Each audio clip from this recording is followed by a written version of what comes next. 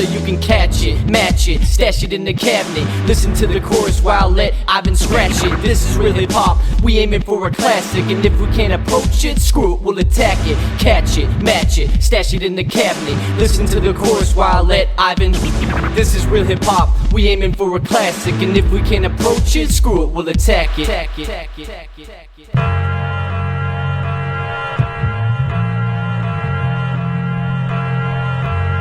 What you know about classic music?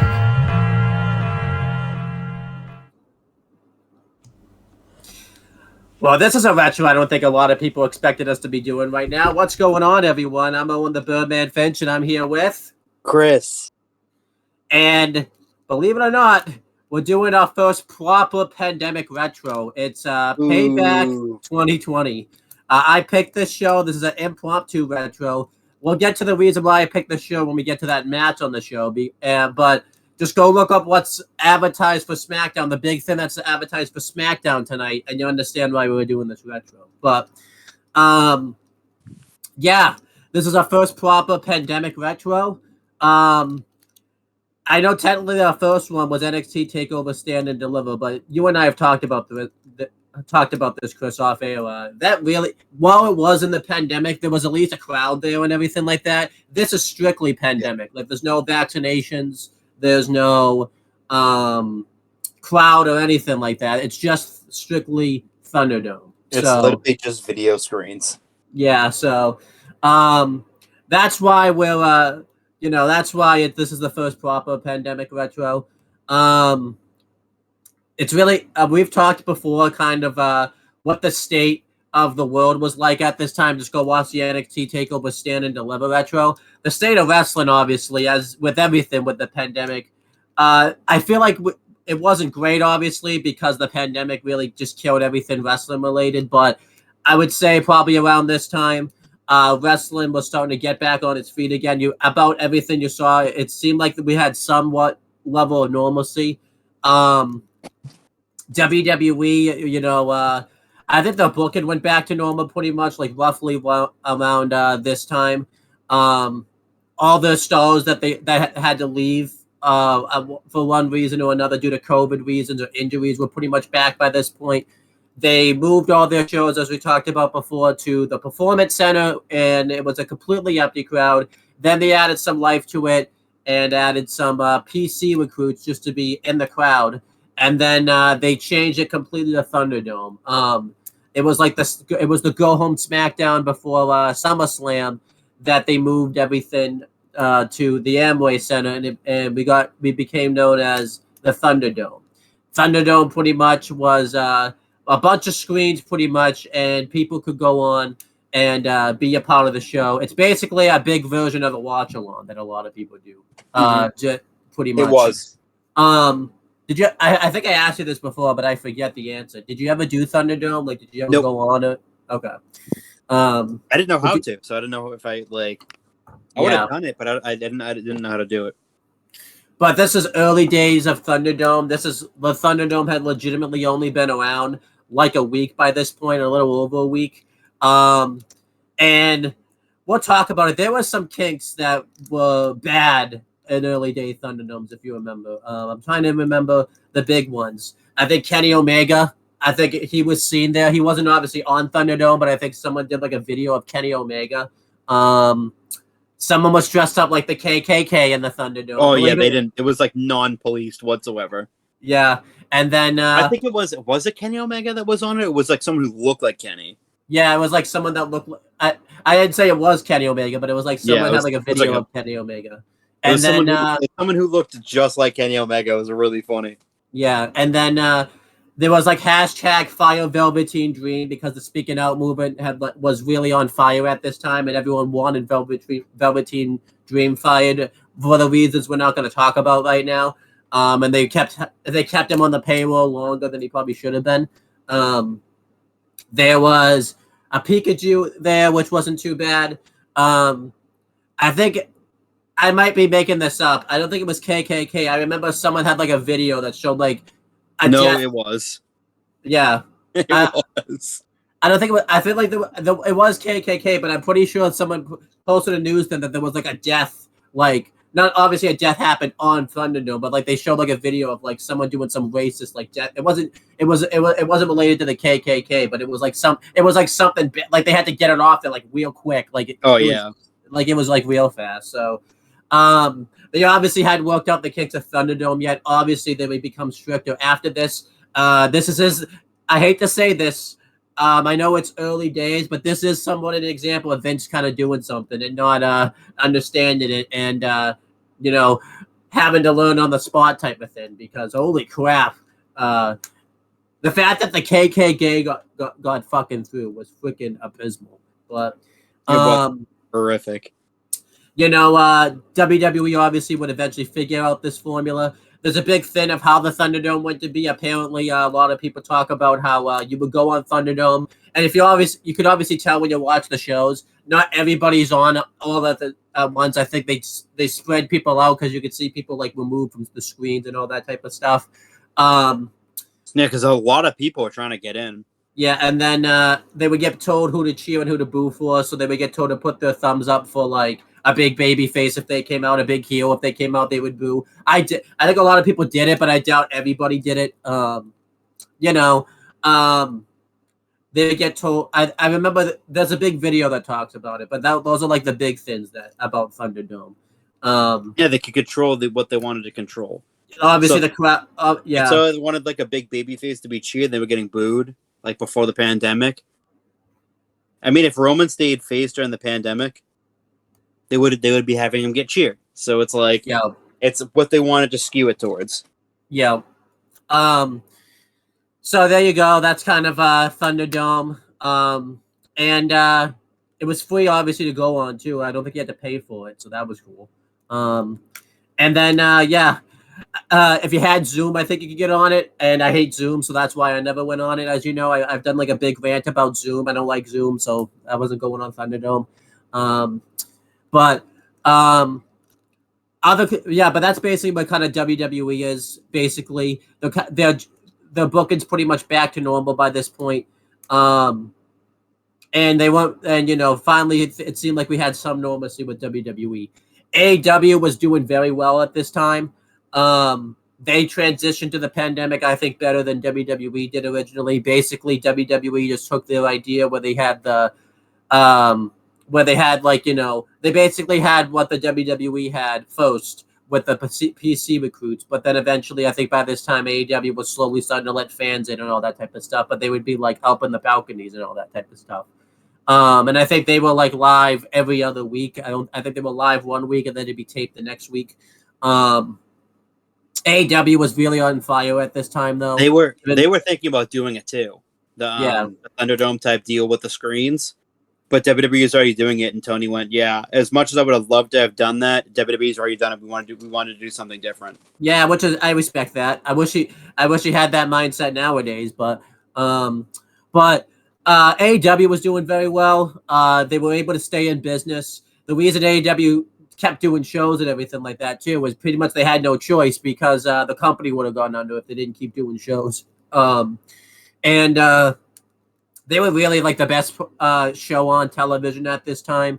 And everything was just really working for AEW. And it really sucks, I think, that the pandemic happened. I've always talked about because AEW, if you remember before the pandemic, was really catching fire. They had like the best shows like going up to Revolution, and then the pandemic hit, and that really killed them for a little bit. Not in terms of like, but like they were really the number 2 company at this time. And they still were, but like... We're most of those.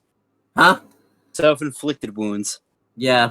And then, but yeah, AEW was doing very well at this time.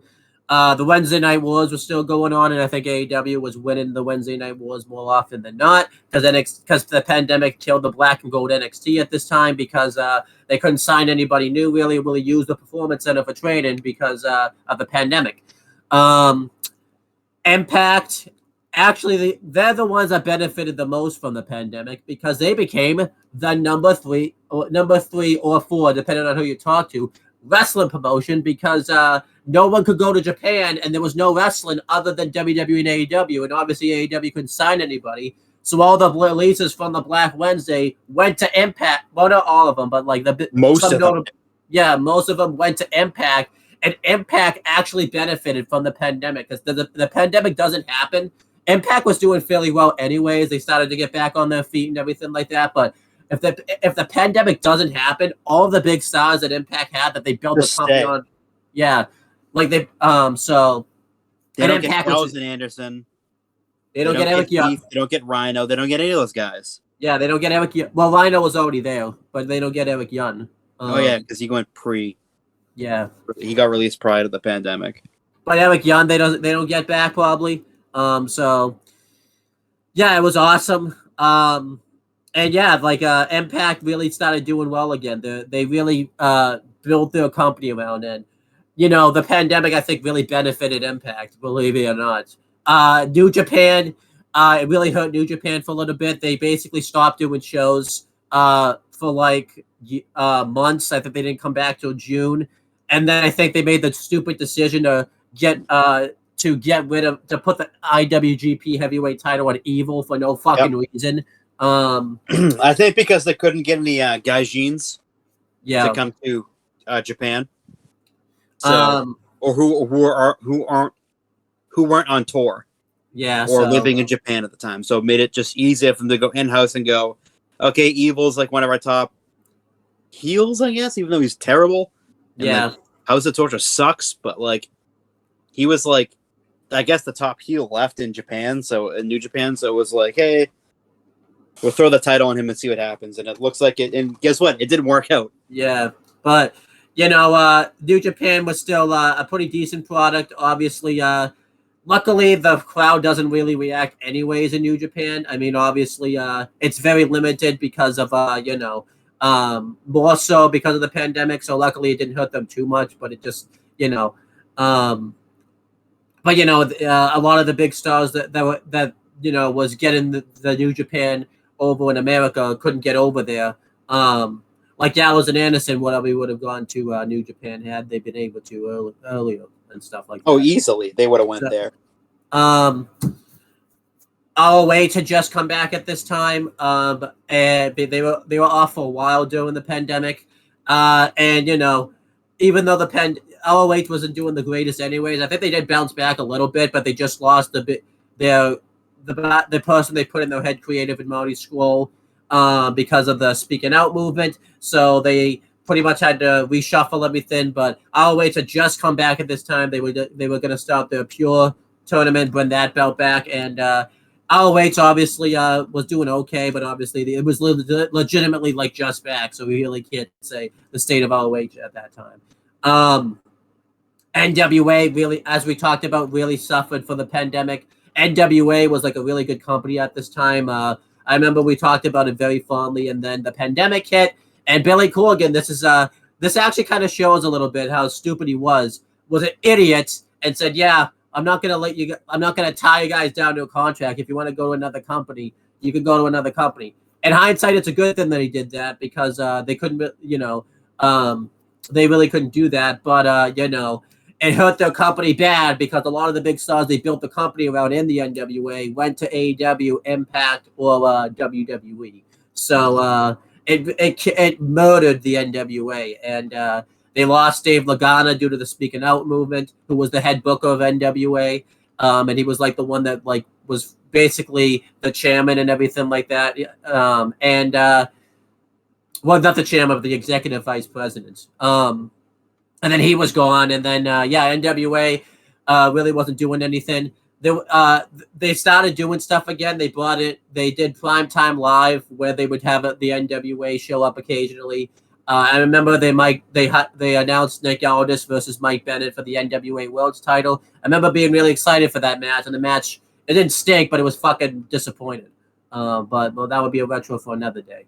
AAA, I really don't know what the state of them was. I think it's kind of more the same as New Japan. They were really not really doing all that much.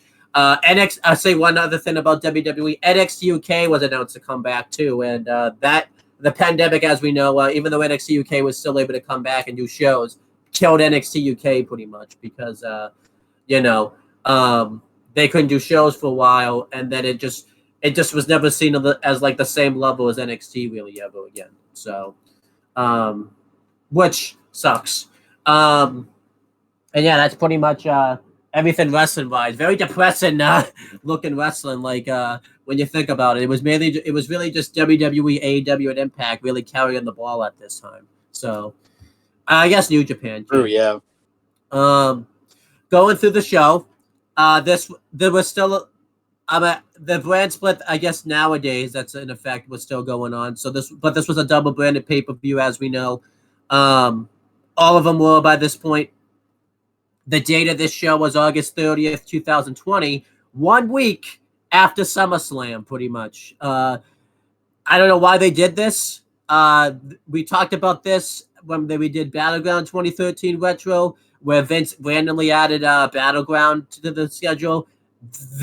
This has nothing on it. This legitimately was announced really last minute.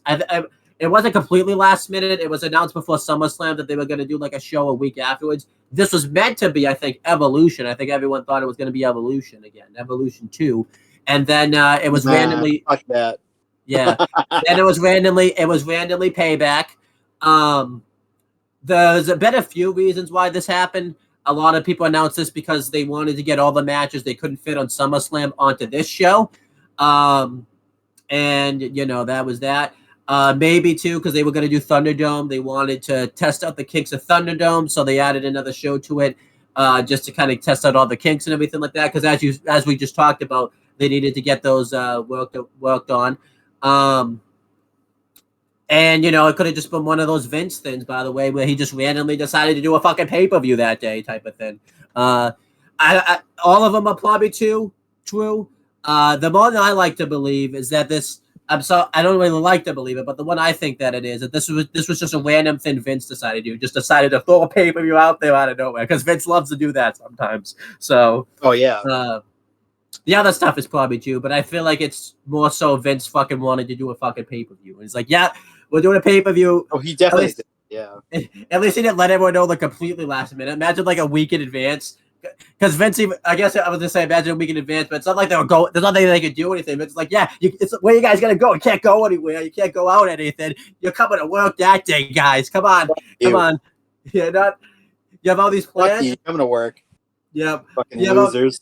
And he's just like, wait, and he's making, and he's probably making fun of him, being like, and yeah, you have all these plans, by the way. Now you're not going anywhere because it's a pandemic. So you come to work and you sit at home, guys. You sit at home, pals. That's probably what Vince was thinking right there. But yeah, let's go through the show. Good shit, pal.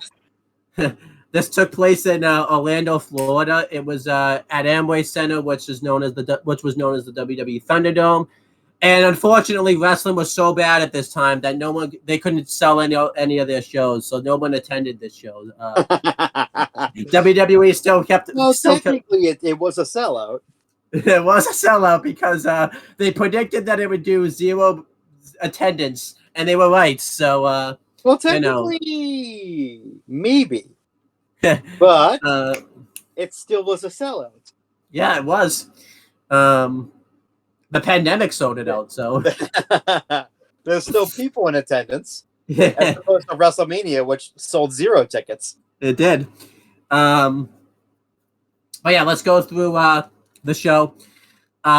Started with the preview special, which was the bump episode that they aired before this. It was hosted by Kayla Braxton, Evan T. Mack, Matt Camp, Ryan Popola, and I think that's it. They just kind of ran through the show, talked about Payback and everything like that. They brought on some special guests. They brought on Keith Lee, and he talked about a lot of things. He talked about his time at NXT because that had just wrapped up around this time. He talked about, the big match he has coming up against Randy Orton, how it's like the biggest match he's ever had. He talked about I forget his name, but his trainer who had just passed away like right before this. I forget his name off the top of my head, but he kind of talked about him a little bit. He talked about how he supports Mia Yim because he was wearing a T-shirt. They didn't get into the logistics as why he was supporting Mia Yim, but if you follow wrestling, you would know why. And they didn't want. He was upset with the Hurt Business because they played a clip showing that the Hurt Business didn't want anything to do with Mia Yim because Shelton Benjamin loves to give Mia Yim shit. And Mia Yim says, "Yeah, I'm not joining the Hurt Business if they're gonna treat Mia Yim that way." And he doesn't say his girlfriend or anything like that. He just says it. So basically, you don't even know what's going on there. Like he's just a big fan of Mia Yim, I guess. What else did Keith Lee talk about? I think that's mainly everything that he talked about right there. He talked about his time in the Indies and stuff like that. So there you go. He talked about like his friendship too with Drew McIntyre because it was very well known at this time. Then they brought on Booker T. He just kind of ran through the pay-per-view. He did some predictions. He did like a fantasy booking episode where he booked the show, and he did it really badly. So thank God he's not booking WWE. So there you go. They brought on this. Game 5 wasn't there. I know. And then they brought on this wrestling fan that was like an 80-year-old at this time that was like in the hospital really bad. So a lot of the wrestlers like sent her. She's like a huge wrestling fan. A lot of wrestlers sent her like a nice little message hoping that she ends up being okay. So they brought on like a granddaughter who's like a huge wrestling fan watching in the Attitude Era. And she just talked about like, her grandma's fan and like her fandom of the business and all that type of stuff. They showed like the various things about it and stuff like that. I liked Kevin Owens' video because Kevin Owens, you could tell, couldn't get away, so he had to do the video from his fucking car, and he didn't put any effort into it. So I thought Kevin Owens' video was funny. Because Kevin Owens, I'm sorry, not Kevin Owens' grandma, the wrestling fans' grandma didn't really like Kevin Owens because he was being. This was at the time where he was being mean to Kofi Kingston. So Kevin Owens was that's why Kevin Owens didn't put a lot of effort into his video because she's not a big Kevin Owens fan. So. But it's the Kevin Owens show. Yeah. They brought on Cesaro. He talked about his tag team with Shinsuke Nakamura, his coffee brand that he had going on at this time, how good of a chef Shinsuke Nakamura is, and how upset he was with Sami Zayn that like he took off and tried to get back in the good graces with them and all that type of stuff. And yeah, it was good stuff by Cesaro. Really good high quality mic for this too. He talked about too up, down, down because they just started left, right at the time and all that type of stuff too. And Kayla Braxton was upset with Cesaro. She wanted to try to get invited to Shinsuke Nakamura's house for dinner because he's like a really good cook and everything like that. And Cesaro then says like you have to be invited by Shinsuke himself, and he basically says he wasn't invited. So Kayla Braxton tries to break up the tag team and saying, look at this, he's not inviting you. And Matt Camp and Evan T-Mac and Maya Popolo all put a stop to that. So yeah, don't try to store a wedge between Cesaro and Shinsuke Nakamura. Funny thing is, they end up breaking up shortly afterwards anyways. So that's their fault. Yeah, it's all her fault. And then they brought on Kofi Kingston.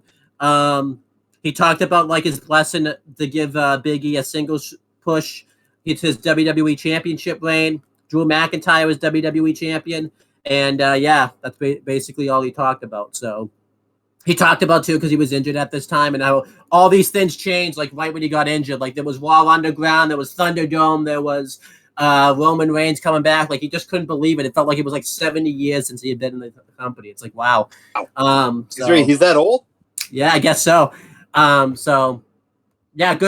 episode of The Bump here. I enjoyed it. I enjoyed Cesaro, Kofi, and Keith Lee, and I enjoyed hearing Booker T talk about his Fave 5. So, there you what go. if he didn't, though? Then I guess, I don't know. Then we had the kickoff show. It was we had on the panel was Jerry the King Lawler, Booker T, Charlie Caruso, JBL, and Peter Rosenberg. Gibbles. Yeah, they all did a pretty good job on the panel. I don't understand why they had the panel though. Like it didn't really make sense at this time because they were doing everything at headquarters and anyways, so it just didn't really make sense. But it's either that or they have to do everything on Zoom, and you know me, I don't like Zoom, so that's not happening. We've What if I forced you to do it on Zoom? I wouldn't do it. What if you went Zoom? I don't even have Zoom. But anyhow, so we've done. I don't even have it.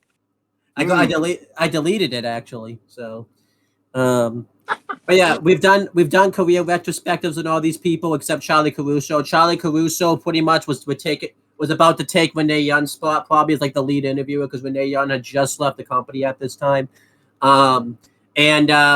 She was I think she was gonna get Renee Young's spot, but then she left the company really randomly out of nowhere. I think she got told she was being treated really badly backstage, which I think the stories ended up becoming not true. She just wanted to use that as like an out to get out of the company. And now she works with ESPN doing that pretty much. And now she's on Fox. There you go. How ironic is that? Because that's where SmackDown is. So, which is ironic because she's, I'm not going to go into it. They don't like it, so. Oh, they don't like her on Fox? Yeah, because their views don't match up with theirs. Yeah. Just like Jackie Redmond's did his match up with other people's. So, yeah. All right, so. It's very contentious, to say the least. Then we had the commentary. They're very disappointed. Yeah. The commentary team for the kickoff was Byron Saxon, Tom Phillips, and Samoa Joe. They were like the Raw commentary team. I'm really glad, let's just talk about this, that they made the change now where it's just one commentary team. They don't change them up anymore. I liked it back in the old days, but it didn't really work anymore, like when they did it nowadays and all that type of stuff. Like, I just like it better when it's just like Michael Cole and Corey Graves that just do it. It's Michael Cole, Corey Graves, and just if they want to throw a third guy in there, they throw a third guy in there. Yeah. Like it's Pat McAfee or it's Saxton or whoever else. I mean, remember when they had like 3 brands or like 4 brands at once, like the commentary team would change so often? Hey, at least it's not Survivor. Or when they used to do like at WrestleMania, they would do the roll call for all the international broadcast teams. Yeah, and it was like there would be like 4 of them lined up at ringside or 5 of them lined up at ringside. Yeah, and it was like all the friggin' way down the production area. It was like 20 of them down that way. Yeah. Like, Jesus Christ, you really need all of them on site? Yeah, it's bad. Or do you remember too, like Survivor Series 2017, where like it was like 5 people on the booth at once because they were trying to, and that's when Booker T couldn't decide what team he was fucking on. Like, oh, nothing beats when the Dudley Boys returned, and then Titus O'Neil and Darren Young won commentary, and they all just talked over each other at the same time. Yeah, it was awesome. Like, what the fuck? Like, you can't even hear what Michael Cole is saying because you can't fucking hear him. Yeah. Because Darren Young and Titus O'Neil are talking over the commentators. Yeah. But yeah, so a few notable things happened on the pre-show. R-Truth screwed up. He showed up for the launch show. He accidentally showed up to Payback kickoff. He was thinking because he was the co-host of Raw Talk, so he accidentally showed up to the launch show. He showed up a day early, so oh god. Yeah, so R-Truth was thinking he was on Raw Talk. He had his notes open.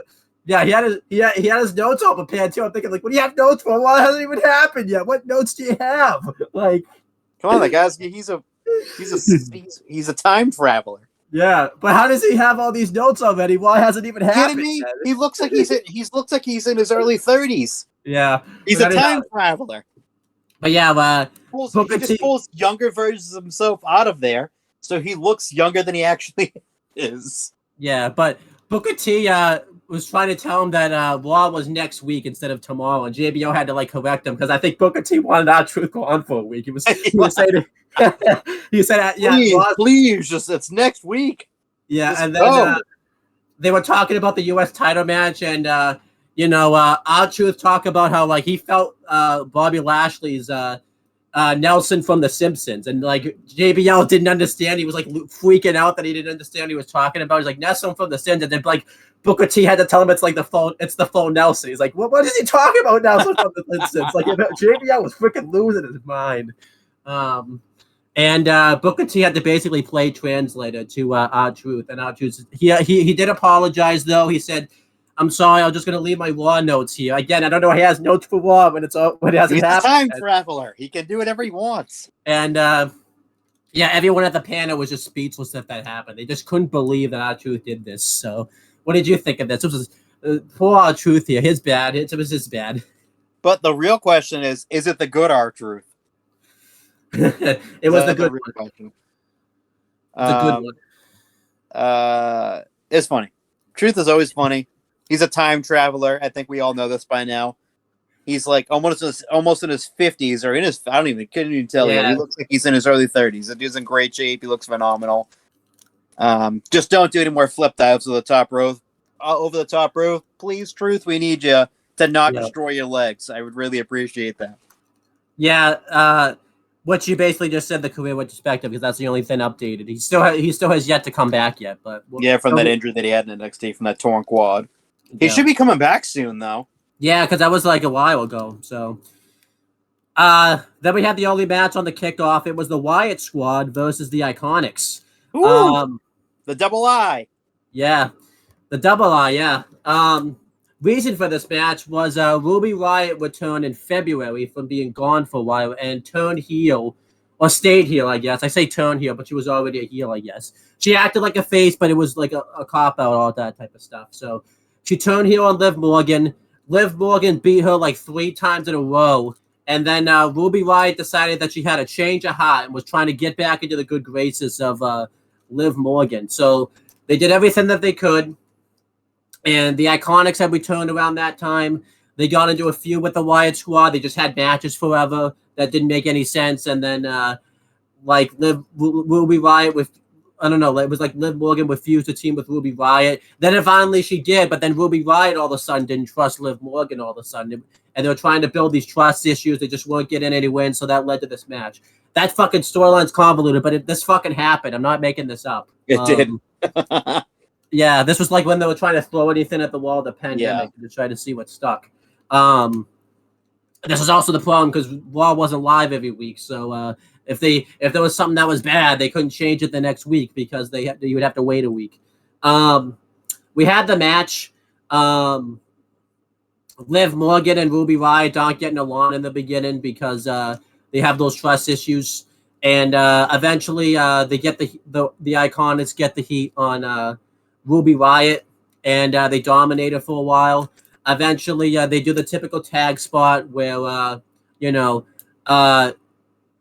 Billie Kay tries to attack Liv Morgan, but she sees it coming, and what was it? Peyton Royce. I almost said a non-WWE name. Can't make that mistake. Attacked her off the apron, and because she didn't see this, they blamed Ruby Riott for doing this. And Liv Morgan was thinking about just leaving the match. She got off the apron, and eventually she was able to overcome that hurdle. And Liv Morgan tags who gets the hot tag. She beats the crap out of the Iconics, and the Iconics are able to overcome that. They hit the Deja Vu on Liv Morgan, but it gets broken up and unable to get the pinfall. And then eventually Liv Morgan hits a Riot kick. At the same time, Liv Morgan does a double knee, which is the code breaker, but they weren't calling it the code breaker back then for obvious reasons. They haven't called it the code breaker, I think, since that stuff's happened. Yeah, because the guys that had that finisher is no longer in the company. But that was the match. It was a 2-star match. It was really a waste of time. You could have done this on Raw, and no one would have complained about it. I did not like the storyline at all that they were telling where the Wyatt Squad were infight and all this type of stuff. It just because they kept putting them back together, and then there'd always be a hurdle. Yeah, good thing Vince wasn't booking the Kevin Owens and Sami Zayn storyline this year, huh? That's just proof right here. He should not have booked that. But what did you think of this? I know you probably didn't see it because it was a kickoff, but do you remember anything about this match when it happened? Solid, I guess. I don't know. I mean, we were watching at the time. It didn't. I mean, the storyline was bizarre. I mean, we critiqued it back then. I remember critiquing it pretty heavy back then. It just didn't make any sense. Yeah. Suddenly now, Ruby comes back from injury, and then now she wants to team after she got her ass beat by Liv 3 times in a row. Now she's like, "Oh, I want to be a tag team partner now." And then Liv was like, "No, I don't want to be a tag team partner." and then they randomly were a tag team again, and then they were randomly best friends again. It was like there was uneasiness for like this one match, and then it was like they were right back into best friends again. Like you couldn't even tell they'd broken up as a tag team. Yeah, there was no dissension. There was no nothing. Yeah, I was like, this is really bizarre, but it worked again. Like they were a good tag team until Ruby left, so that was it was a good team, I guess, because they were very thin in the tag team division then. Oh yeah. After we'll talk about that, but afterwards they get interviewed by a panel, and they just talk about how they're happy to get back the momentum going again and stuff. Put aside all this drama and go after the women's tag team championships, which they never win. Going through the career retrospectives, if you remember, I think it's the next night. You remember how they talked about how thin they were with the tag division? They got thinner the next night because then the next night they broke the fucking Iconics up because they had a rematch where whoever team lost. Whatever team lost had to break up, and no one. Oh, that was horrific. Yeah, and they broke up the Iconics for no reason. And then here's the career retrospective. And then here's the career retrospectives for the Iconics. They did the draft. Billy Kay got drafted to SmackDown. This is just how much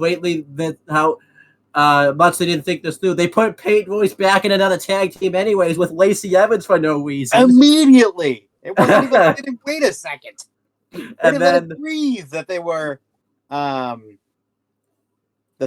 had broken up as a tag team, the Iconics. She instantly went into another tag team. Yeah, and then I was like, you fucking kidding me? I was like, well, so they took her out of one tag team and put her into another one. Yeah, and then they didn't really do all that much as a team. Eventually, there was reports that Vince was high on Peyton Royce, and it got to that point when anytime you heard that, you didn't believe it anymore because Vince, you would always hear that, but then Vince would never do anything about it. Exactly. Vince would be this guy, and then it's like, okay, is it just one of those things where he just woke up in a mood where he just liked this person that day, and then he just decided, yeah, I don't really know if I'm not sure if I was actually high on it. I think I changed my mind. This is just really bad. Bizarre.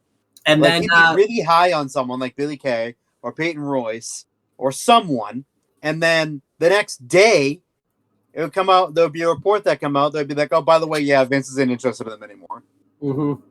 Oh, what a fucking surprise! Here he comes. Here comes the squash match that they're in. That's under a minute and a half. Yep. And then wow, here we go. Here's Peyton Royce. Oh, throwing right to a tag team with the fucking bland, stupid Lacey Evans. Here you go. Yeah. And then Peyton Royce really didn't do all that much more on the main roster. She had like one Raw Women's title match at like Fastlane or Elimination Chamber. I forget which pay-per-view.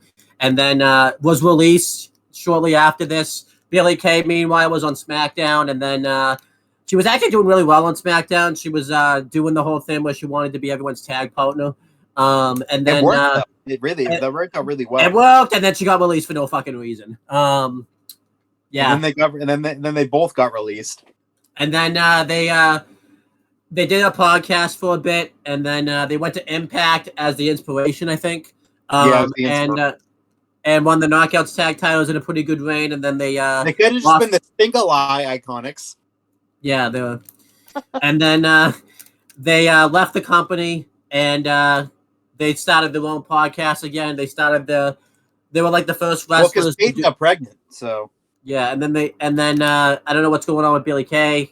She's basically MIA at the moment. So yeah, Peyton was just announced for a match in Australia, her home country, I think. So she's getting back to wrestling relatively soon. So good for her. Had a baby with Sean Spears, and now is ready to get back on the road again. She may be She could be AEW bound fairly soon. So she could go that direction. And then as for the Riot Squad, they would just twiddle their thumbs pretty much backstage, and we get an occasional tag title match, and then never win the belts. And then Ruby Riott got released for no fucking reason. I mean, I say no reason. It was pandemic cuts, but I say no fucking reason because they could have kept these people if they really wanted to. Yeah, if they actually wanted to, they would. Yeah, and then she showed up in AEW at All Out doing the Casino Battle Royale, had a women's title match with Britt Baker, didn't do much shit in AEW for like months. It became a big running joke that she was Miss AEW Dark / Elevation because that's all she showed up on. And then she got into like a feud with Ty Conte or Ty Mello. I don't even know what her name is anymore. And then she got injured in that match. Then she came back, was a babyface, randomly joined up with Tony Storm and Saraya, known as not Damage Control. What's the name of that faction nowadays? The Shady Outcasts. Okay, I was at the Social Outcast actually. Close enough because it's terrible. And then she's not doing. She's doing fairly well. I guess she's doing better there. At least she's on TV every week now, so that's better. Mainly because there's no AEW doc anymore. She's gotta go somewhere. She's being forced to go somewhere. Yeah, and then and then Liv Morgan. It went on to. She's probably had the best success out of everybody. I'm not gonna. I obviously not out of Peyton because Peyton had a baby, so it's like whatever. But she didn't do all that much like in the beginning when the Riot Squad broke up. They started pushing her a little bit. She eventually, got a main event push going for the Raw Women's title, and then eventually she won the Money in the Bank, won the SmackDown Women's Championship at Money in the Bank last year, and had a pretty bad reign with the belt. She got very less over because of it, and then she lost the belt at Extreme Rules, and then she kind of didn't do all that much for a little bit. She was pretty over still, though. She won the women's tag team titles with Raquel Rodriguez. I have to make sure I get that name right. And they recently just had to vacate the belts because she got injured in a tag title match. And she's going to be out for a little bit. There's rumors she's going to come back as a heel when she comes back, so that's cool. We'll see. What's the point, though? Yeah. But they don't realize this. Like, some people just don't work as heels, and she's never going to work as a heel. We'll see, though. She could, though. You never know. Yeah, let's go to the bland heel like fucking Trish Stratus. But yeah, let's go into the actual show. We had the commentary team. The same people commentated all the Raw matches. They commentated the kickoff match, and Corey Graves and Michael Cole commentated all the SmackDown matches. We had an intro package. It was pretty decent. You could tell they just threw this intro package last minute because they have a lot of feuds to showcase because SummerSlam just happened. Yeah, and the show only had 1 week build. So we had let's just say this because I feel like I should have said this in the beginning.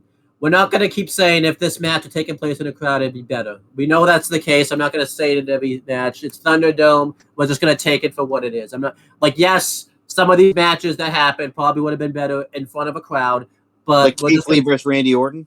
Yeah, so we're going to take this as it is.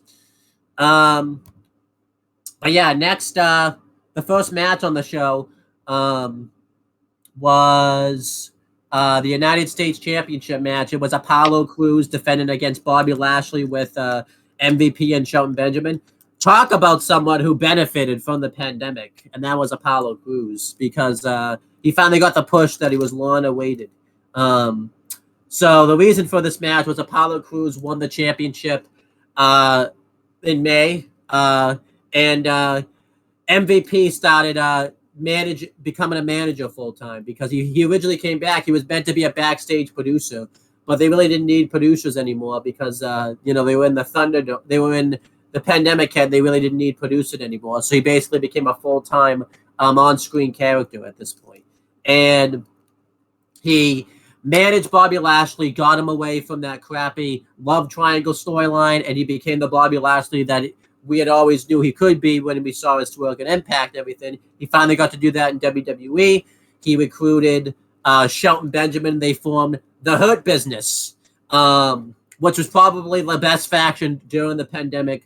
I'd say Bloodline, but Bloodline really wasn't until the end of the pandemic, really. So, they was formed at this time, but they didn't really get together until the end of the pandemic.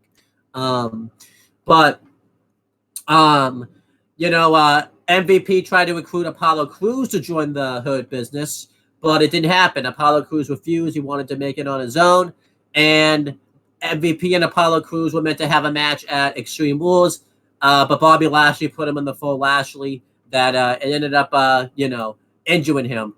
Kayfabe, obviously, he caught COVID, so he couldn't be there. They had to do this weird thing where they did like a title for title thing, but like MVP brought in the new US title, which is the one that it is now. And they tried to make it seem like he was the champion, but he really wasn't the champion. So it was really confusing. Like you didn't know who the champion was type of thing. But then eventually Apollo Crews won. I can't even call it a unification match because Apollo Crews was the only one that was the champion. Again, fucking pandemic just fucks everything up sometimes. He retained his belt against MVP and finally did away with him. But then they just randomly announced that Bobby Lashley was wrestling for the belt. Didn't win the number one contenders match to get the title shot. He was just fucking randomly number one contender for no reason. Isn't that great? Vince loved doing that, just putting people in title matches that didn't deserve them. That's great stuff right there. So yeah, we had this match. During this too, at an arm wrestling match, Apollo Crews outsmarted Lashley and beat him in an arm wrestling contest. So there was that here. So Bobby Lashley was already angry enough as it was, and we had the match itself. The match was good. Apollo Crews dominates the beginning portions of this matchup. He hits a lot of really cool high flying moves on to Bobby Lashley. Really overpowers him and everything like that. He hits a moonsault on him under the outside. Eventually, MVP and Shelton Benjamin, who was sitting ringside, stand in Apollo Crews' way to prevent him from getting to Lashley, which allows Lashley to break through, but Crews is able to see this coming, and he hits a right hand on him, throws him back in the ring. He attacks him some more. Eventually, Bobby Lashley hits a flatliner, and he hangs up Crews onto the ropes. Bobby Lashley picks him up in a fireman's carries position and runs him into the post, which I think this was like, I know he'd done this for a while, but this is kind of like when this part of his offense was fairly new to him, so I like the fact that they've added that. And this post wasn't the typical LED post, by the way. This was the hard win post that we used to see back in the day, so this probably hurt even more than it did. Bobby Lashley dominates Crews. He hits a suplex onto him. And he hits the Dominator, which I don't think he had hit the Dominator for like years before he hit it here. Like it was crazy to see the Dominator. And he hasn't hit it, I don't think, since this match. And Apollo Crews kicks out of it though. Apollo Crews starts mounting a comeback. He hits an Enzuigiri onto him. He hits a he hits a suplex into standing moonsault, but it gets kicked out of. He hits two jumping splashes into the corner. And then eventually he goes for the toss powerbomb, but Bobby Lashley counters it. Bobby Lashley hits a one-handed spine buster, followed by the full Lashley. And Apollo Crews taps out. Bobby Lashley becomes the new United States champion. And afterwards, they do a impromptu photo session with the Hurt Business. And, it was really funny because if you watch it, the first photo that Lashley take, he clearly was not ready for that photo because his eyes were like halfway closed. It was really hilarious. And then afterwards, Apollo Crews attacks and does a hit and run on the Hurt Business and leaves. What a great babyface. Loses his championship and freaking whines about it. Freaking baby. What a baby. Yeah, and then he says that he's coming to get his title back. So I thought the match was good. I gave it 3 stars. I thought this was really nice, very back and forth. I feel like the match could have gone a little longer, which would have, I think, upped the star rating a little bit. But yeah, what did you think of this match? I thought it was good. I thought it was a good match. I thought it was really good. Going through career retrospectives, Apollo Crews would get a rematch against Bobby Lashley at Clash of Champions and lose. And then he got drafted to SmackDown. He went right back into where he was right before the pandemic, where he didn't get pushed all that much. And then he got into a feud with Big E for the Intercontinental Championship. He did the whole Nigerian gimmick where he became Nigerian and had the accent. He brought in Dabba-Kato. What was his name? Because it wasn't Dabba-Kato. What was his name when he was with Commander Aziz. Commander Aziz. And then he was the Intercontinental Champion. He didn't really do much with the Intercontinental Championship. He lost the belt to Ken Nakamura. And then basically he got demoted to main event when he got drafted to Raw. And then he went to NXT. Had a really bad run, honestly, in NXT. Like, he didn't win any feuds, and he became basically he was in a worse spot when he was on the main roster. Then he just recently got drafted to Raw, and he's doing fairly okay. He just literally got to the main roster, but he's so it's still early days. And then as for Bobby Lashley, he would have a dominant run with the United States Championship. The Hurt Business would eventually recruit Cedric Alexander to join the faction, and they just took over Raw. Bobby Lashley would go on to win the WWE Championship after losing the U.S. belt. And they randomly, for no reason, broke up the Hurt Business. No reason at all. They just randomly broke up one day.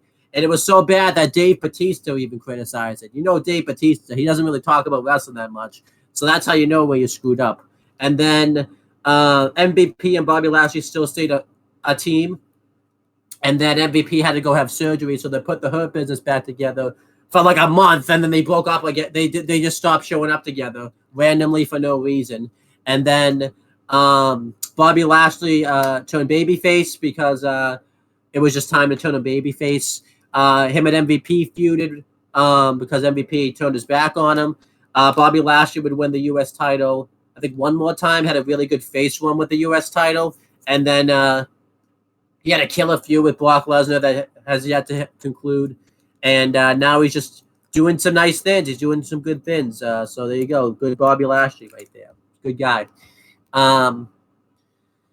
Next, backstage, Caleb Braxton's trying to get an answer to see whether or not Roman Reigns has signed the contract for the WWE Universal Championship match. And Paul Heyman comes up, and he's all offended that Caleb Braxton's just sitting outside Roman Reigns' locker room. Like, he's like, what are you doing out here? Come on. He's a creep. Yeah. And Caleb Braxton wants to know how the partnership came to be between him and Roman Reigns, and wants to know what his future was with Brock Lesnar as his client and everything like that. And Paul Heyman says, I don't have to explain my credentials to have to be with Roman Reigns, and we're going to explain our partnership in due time. And then Caleb Braxton says, well, how's Roman Reigns signed the contract for the title match? And Paul Heyman then says, yeah, he's going to sign the contract like he said he would. And then she asks if she can go in and speak with Roman Reigns, and he just says no and slams the door behind her. I like this segment a lot. I thought what Paul Heyman should have said was none your business. Yeah, it was awesome. But yeah, I thought this was a good segment here. What did you think of this? I loved it. It was great. It really elevated Roman Reigns as a dick. They haven't fucking did all they didn't do a whole lot of that in that moment because it was so recent. But like, he was just really like in the beginning stages of being the tribal chief. He wasn't a tribal chief yet. He was just being a dick. Yep. Next, Keith Lee's backstage, and JBL comes up to him. This segment was really random. I don't even know what this segment was meant to be, but JBL's like giving him advice about his match with Randy Orton, and he offers like this random business proposal that like in any other company would have been the start of a storyline, but they were just doing this business proposal just for shits and giggles for no reason. And Keith they love doing that. Yeah, and then Keith Lee was just like, yeah, I don't think I can afford that. And he says, well, if you beat Randy Orton tonight, you can afford to do anything. And then JBL then changed that he flips the script. It's like, yeah, but don't get upset. Randy Orton's one of the greatest of all time. If you come up short, don't be upset about it. And like Keith Lee did, yeah. And then that was it. He just walked off. This segment was random. It didn't even make any sense. Like, I don't even understand why they did this. I feel like they just did this segment just for shits and giggles. What did you think? I think they did too. Yeah. Like, it was definitely shits and giggles because like what like it was just bizarre. Yeah.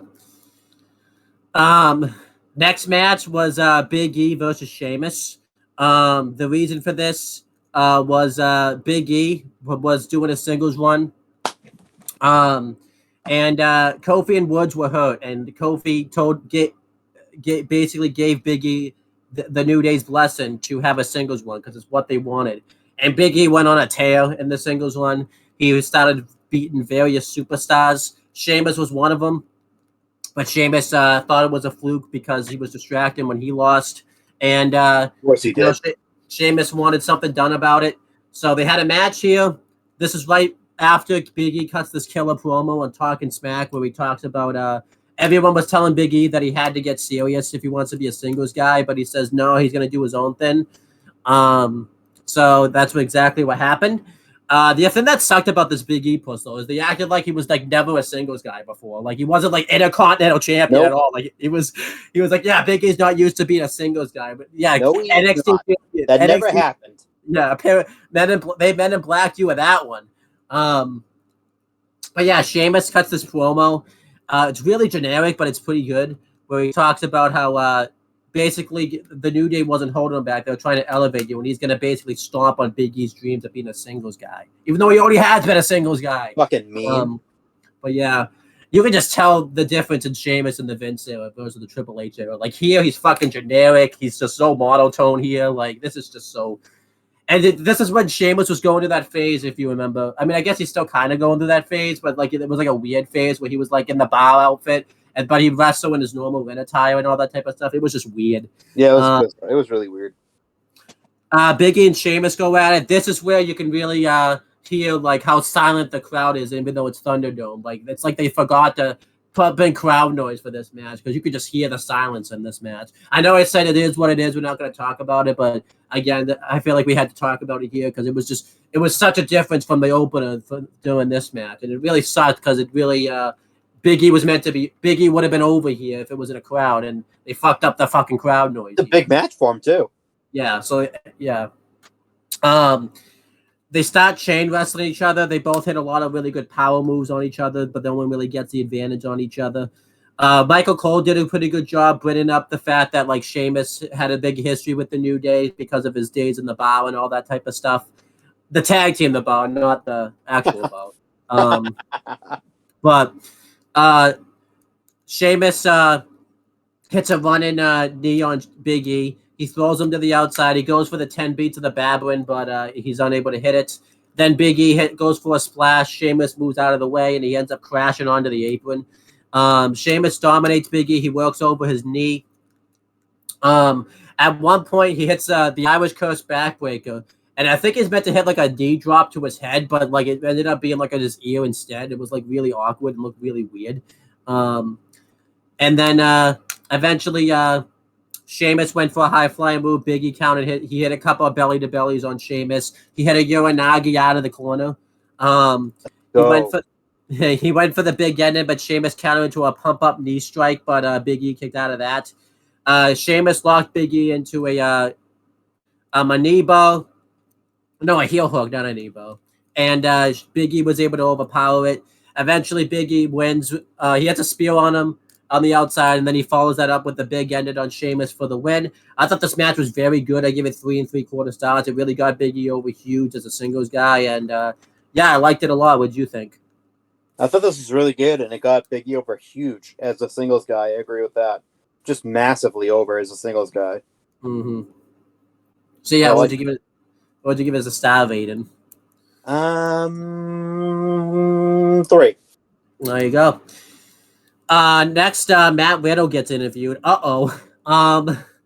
He's interviewed by, but no, I say because of what the segment is. But he's interviewed by this new interviewer that they had just brought in. I think her name was like Elise Ashton, who I don't think has been seen since this show. So I guess that just didn't work out. I don't know what happened. I forgot to look it up. But Matt Riddle talks about how his time on the main roster has been really great. He's really had a lot of fun wrestling matches and stuff, but he's sick of King Corbin sticking his nose in his business, and he's going to put an end to that tonight. Then it gets bad. I think Elise Ashton then reads this tweet that King Corbin sent, where he wrote, I think it was Matt Riddle is in the ring is just like what he's like at home, a failure. And this pisses Matt Riddle off, and he walks off. The reason this tweet is bad is because this was not long after the Speaking Out movement, and Matt Riddle was in those allegations. Do you want to talk about them? Because I don't remember exactly what the allegations were. I know they've been disproven since then, but talk about what they were at this time. It was fourth oral sex. Okay. Essentially, he tried to get someone to suck his dick. This chick that he was riding with, and he was trying to get head, and she didn't wanna. So he shoved his cock in her mouth, and yeah, not good. I think we found out this has been disproven though later. Because that's why he's still fucking Yes, there. So. either they settled or it was, I forget what it was, but I don't know. I forget what it was. Yeah, but yeah, it didn't get too much better personal life wise for one Matthew Riddle after this. yeah, so this really doesn't translate now when you watch it when you know what happened nowadays. But this was really bad for WWE to do a segment like this because it basically was highlighting the speak. Huh? Completely tone deaf. Yeah, it was highlighting the Speak It Out movement, which I think a lot of people didn't want to know about. And even if people did know about the Speak It Out movement, you're basically doing a storyline that doesn't even make sense. Like there was no heat behind Corbin and Riddle's feud at this time either, so this was just bad. Then it's probably like the lowest thing that happens the whole show. Then Shayna Baszler and Nia Jax are backstage. They're training for the women's tag title match. I hate this. They basically they're just training. They talk about how they both have to look out for each other and stuff, and that was it. I didn't really like this. This was the "oh, I hate you, you hate me" thing. Mm-hmm. I hated this tag team. Like at the beginning, it was like, "oh, I don't like you, you don't like me. Let's team together." Mm-hmm. But I still don't like you. Yeah. Why? Yeah. And yet they were throwing tag teams together, but yet we're fucking breaking up the people that were really in a fucking tag team together. So yeah, they're just throwing tag teams together. See what like basically throwing tag teams at a wall and see which ones stick. By the way, does that sound familiar to a certain someone's booking? By the way, throwing tag teams together that don't make any sense, but breaking up real tag teams left and right. Does that sound familiar? By the way, does that sound familiar? Yeah. All too familiar. Yeah, I'm wondering if that person was booking the show at this time. So you're not going to convince me otherwise, because look at what they're booking today. And yeah, I think, huh? It definitely could happen. Yeah. Then we had the next match. It was Ken Corbin versus Matt Riddle. If you remember, this was the stage of Ken Corbin's career where we had the Ken of the Ring like theme looped in with like his old theme song. It was just awful. It was terrible. The reason for this feud is because when you graduate to the main roster for some reason, you always feud with Baron Corbin or / Ken Corbin. Every person that comes up from NXT feuds with Ken Corbin somehow. It doesn't make any sense. But the reason for this feud was Ken Corbin put a ransom out on Matt Riddle, and they all failed to take it. So Ken Corbin decided he was going to do it himself. That's the whole feud. It's terrible. But again, they only had a fucking week to build the show, so that's on Vince. They needed something. Yeah. And then they obviously added that terrible bit where the speaking out thing, which was unjust at this time. Now, what this should have been was a squash. Basically, do NXT TakeOver War Games from 2018, Cassius Ohno, Matt Riddle, do that match here. Not Vince, though. Not Vince. Before the match even starts, by the way, Matt Riddle comes out doing his normal entrance like he's not even pissed off at Baron Corbin, so that's great. It's as if that interview didn't even happen. Ken Corbin attacks Riddle before the match. He beats him up. He slams his head on the announce table, completely destroys him. Eventually, Riddle makes a comeback, but it doesn't last too long. Corbin does that terrible clothesline where he runs out of the ring and hits another one in the ring. And they completely screwed this up here because Riddle wasn't even in the right position to the clothesline. Like it looked like he could have gotten hurt right there. Just not good. And then eventually Matt Riddle mounts a comeback. He really goes off on Corbin. Eventually, he hits a suplex followed by the floating blow for the win. He doesn't even beat him with his finish. And then afterwards, that was it. This match is 2 3/4 stars. It lasted way too long, and it actually was a disservice to Riddle. It really hurt his stock in the company having a match like this with Baron Corbin of all people. What did you think? You can't tell me that Barry Corbs. You can't tell me that he's not a Hall of Fame level talent. Now he is because he became happy later on. So this man should have won this match. Okay. In a squash. Okay. What's your real thoughts?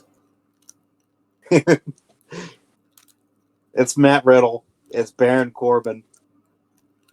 Baron Corbin was the fucking the gatekeeper. What the fuck it was, the thing that Cody was doing in AEW. He was the fucking you debut. This is gonna be the guy you feud with. That's what Baron Corbin was for so long. Still is. But yeah, I don't know. It's an okay match, I guess. Like 2 stars, maybe. Yeah, I give it like 2 and 3. Generous. Yeah. You could have left this match off the show and no one. You really could have. Afterwards, Matt Riddle, in the beginning, didn't go on to have a wonderful time on the main roster. He really didn't do all that anything significant. He got drafted to Raw, and then he did win the United States Championship, but he didn't even beat the fucking champion to get the belts because they were trying to protect Lashley. Yeah, you need to protect Lashley. It doesn't make sense. He's going to lose to Riddle, a fucking guy that fought in the UFC and all that type of stuff. No, it doesn't make sense. Vince was dead set against that. He only held the belt for like a month. He lost at WrestleMania for no reason. And then it got awesome. He got into a tag team with Randy Orton, known as RK Bro, and it fucking ruled. It was like the best like tag team of the 2021, 2022 up until they retired. I almost said of the modern era, but that's not true. But it was a great tag team. It was awesome. They won the belts twice. They lost the belts to the Usos, which they went on to unify and stuff. And really, Matt Riddle hasn't done much since then. He had a Universal title match with Roman Reigns. So that was really good. And then he had a really good feud with Seth Rollins. Then after that, his personal life came into play because the divorce happened because of the speaking out allegations, even though they found out to be disproven, but it still happened. And then he basically got suspended due to a wellness violation. He was gone for a while. He recently just returned, and he's just being Matt Riddle right now, just being a cool guy. Too cool, if you ask me. So there you go. Then it's trying to add for WWE 2K Battlegrounds. Do you have this game or no? No. Oh, that makes me sad, man. Usually try to go to all the wrestling games. So no, it's not a SmackDown versus Raw. Just bring it. Here comes the pain. 2K. Well, it is 2K. It's not in that lineage. Yeah, okay. Apparently, John Cena's been eaten by an alligator. If you count this out as as canon and stuff like that. So John Cena's been eaten by a fucking alligator. So that's not good. I hope he's okay. I guess not. If you're eaten by, I hope he's okay. I just said I hope he's okay after getting eaten by an alligator. Yeah, you're gonna be okay after that. Like, I'm just like, oh, I hope he's okay. He just got eaten by a fucking alligator. Like, how could you be okay after that? You're not a fit anymore if you're getting eaten by an alligator. So. Hey, he'll live. He did apparently. So that's how great of a guy John Cena is. He lived getting eaten by an alligator. So could you do that, Chris? Could you live by getting eaten by an alligator? So no. Next, Matt Riddle's backstage. He gets interviewed. He says that he's looking forward to moving on for King Corbin and just getting some more momentum in his career. Nope. Baron Corbin attacks him from behind and puts him through a table. So nope. What do you think? Big fat nope. When I say put him to the table too, it's not like he did like a choke slam or anything. He placed him on the table. This table broke like so easily too. It wasn't even, like that's how easily it was. Like, what do you think of that star rating right there? 0. Yeah. Then we had the next match. It was a women's tag team championship match. It was the Golden Role Models defended against Shayna Baszler and Nia Jax. The Golden Role Models won the belts right before Backlash, which I think would have been like June or May. It's really tough to tell the timeline when it comes to the pandemic. And that time, I think it was May because I think Backlash was like the beginning of June. And they were doing really well. They won all the belts. The Bayley was SmackDown Women's Champion. Sasha would go on to win the Raw Women's title. They were teasing this dissension we knew was coming at some point between the Golden Role Models. And then at SummerSlam, Sasha Banks lost her title. And basically the tag titles were like the last thing keeping Bayley and Sasha together. They were kind of throwing little jabs at each other talking about their title reigns and stuff, and they were gonna have a women's tag title match, and they fucking went with Nia Jax and Shayna Baszler for no reason. Nia Jax and Shayna Baszler on Raw were feuding with each other. They hated each other, and then they had like a match where they legitimately, like, I remember this right here. They were like fighting each other. They were beating each other up. I think it was like Shayna versus Bayley or something. And then all of a sudden they're like, wait. They like went and looked over at the women's tag champs, and boom, that was the match. That's how the match got set up. Like they were like infighting with each other, and they're like, wait a minute. They just looked over at the champs, and that pursued to build to a title match for no reason. I feel like we don't talk about how badly the storyline is, because the big storyline was Sasha and Bayley. You knew it was very close. They were going to be breaking up soon. It'd be better if they weren't breaking up every fucking tag team at this time, but that was what WWE was doing at this time. They were, you're a tag team in 2020, broken up. Lucha House Party, oh, we're going to break you up. The New Day, oh, Kofi's injured, broken up. Even though they didn't break up, but they were MIA for a bit. Who else broke up at this time? Like, so many tag teams broke up around this time. I'm pretty sure there was another one. This is afterwards. Seth Rollins and Murphy are doing really well with Disciple, and we're gonna tease up Wake Up. Heavy Machinery broken. Heavy Machinery broken up. Gotta do it. Yeah, they were like, honestly, they were breaking. I feel like that they were breaking up every tag team at this time. The Iconics broken up. Done. See ya. Bye. No. Like, honestly, I think Shawn Michaels was booking the main roster at this time. I think, like, you're not gonna convince me he wasn't. He was fucking booking this at this time. He had to have been. Like, oh my gosh, every tag team on the main roster broke up. Like, Heavy Machinery, great over tag team. Fuck that. We need Tucker to be a bland heel that wears long tights and no shirt. That's exactly what we want. Now that you see NXT nowadays, do you think Shawn Michaels was booking the main roster if every tag team was breaking up at this time? Oh, you would think so. You would know so. Yeah. You're like, oh my god, look at Shawn Michaels, he's a time traveler. I wonder if Shawn. Fuck it, we're breaking up every fucking tag team under mankind. I wonder if Shawn. Why? Fuck it, that's why. I wonder if Shawn and Vince would, because Vince hates tag teams too. But I wonder if like Shawn was like the head writer, and at this time, and like Vince wasn't obviously going to say no to like Shawn. It's like, you know what? Yeah, let's break up all these tag teams, pal. Let's do this together. Let's do it. Don't worry, because they mentioned a team in the tag team match between Ray and Dom versus Seth and Buddy. Don't worry though, they mention a specific team that will be around for very much longer. Yeah. By the way, 2021 broken up. Done. Bye. But anyhow, let's talk about this. So yeah, but you know why I say this? They're breaking up all these tag teams. Why are you throwing together a random tag team for no reason? It doesn't even make any sense. Let's do it. And then Vince just walked into the creative meeting and was like, you know what? No tag teams. They're like, what do you mean? That's what I mean. Yeah. So it doesn't Let's do it. So as good as the Sasha Banks Bayley feud became, it doesn't help the fact they were breaking up every fucking tag team at this time. So it's like the women's tag division was putrid. It was done. It was dead. That was like their only really great tag team, or even marginally okay tag team. Every other tag team sucked. Yeah, but we're gonna. I mean, credited, they were building this for a while, so it's not that they were broken up. But like, you're breaking up every tag team. What up? You're gonna break up the one that's the most successful right now. It's not like the match ended up being great. It's not like they built up to the match. They did the match randomly to Hell in a Cell for no fucking reason. Yeah. Oh my god, because we thought it was gonna go later on in the year. Yeah, they're gonna save it for like Royal Rumble or WrestleMania, and then like they go, "Oh, Hell in a Cell." Before we get too far, let's talk about the match because I don't talk about that. So yeah, the match itself.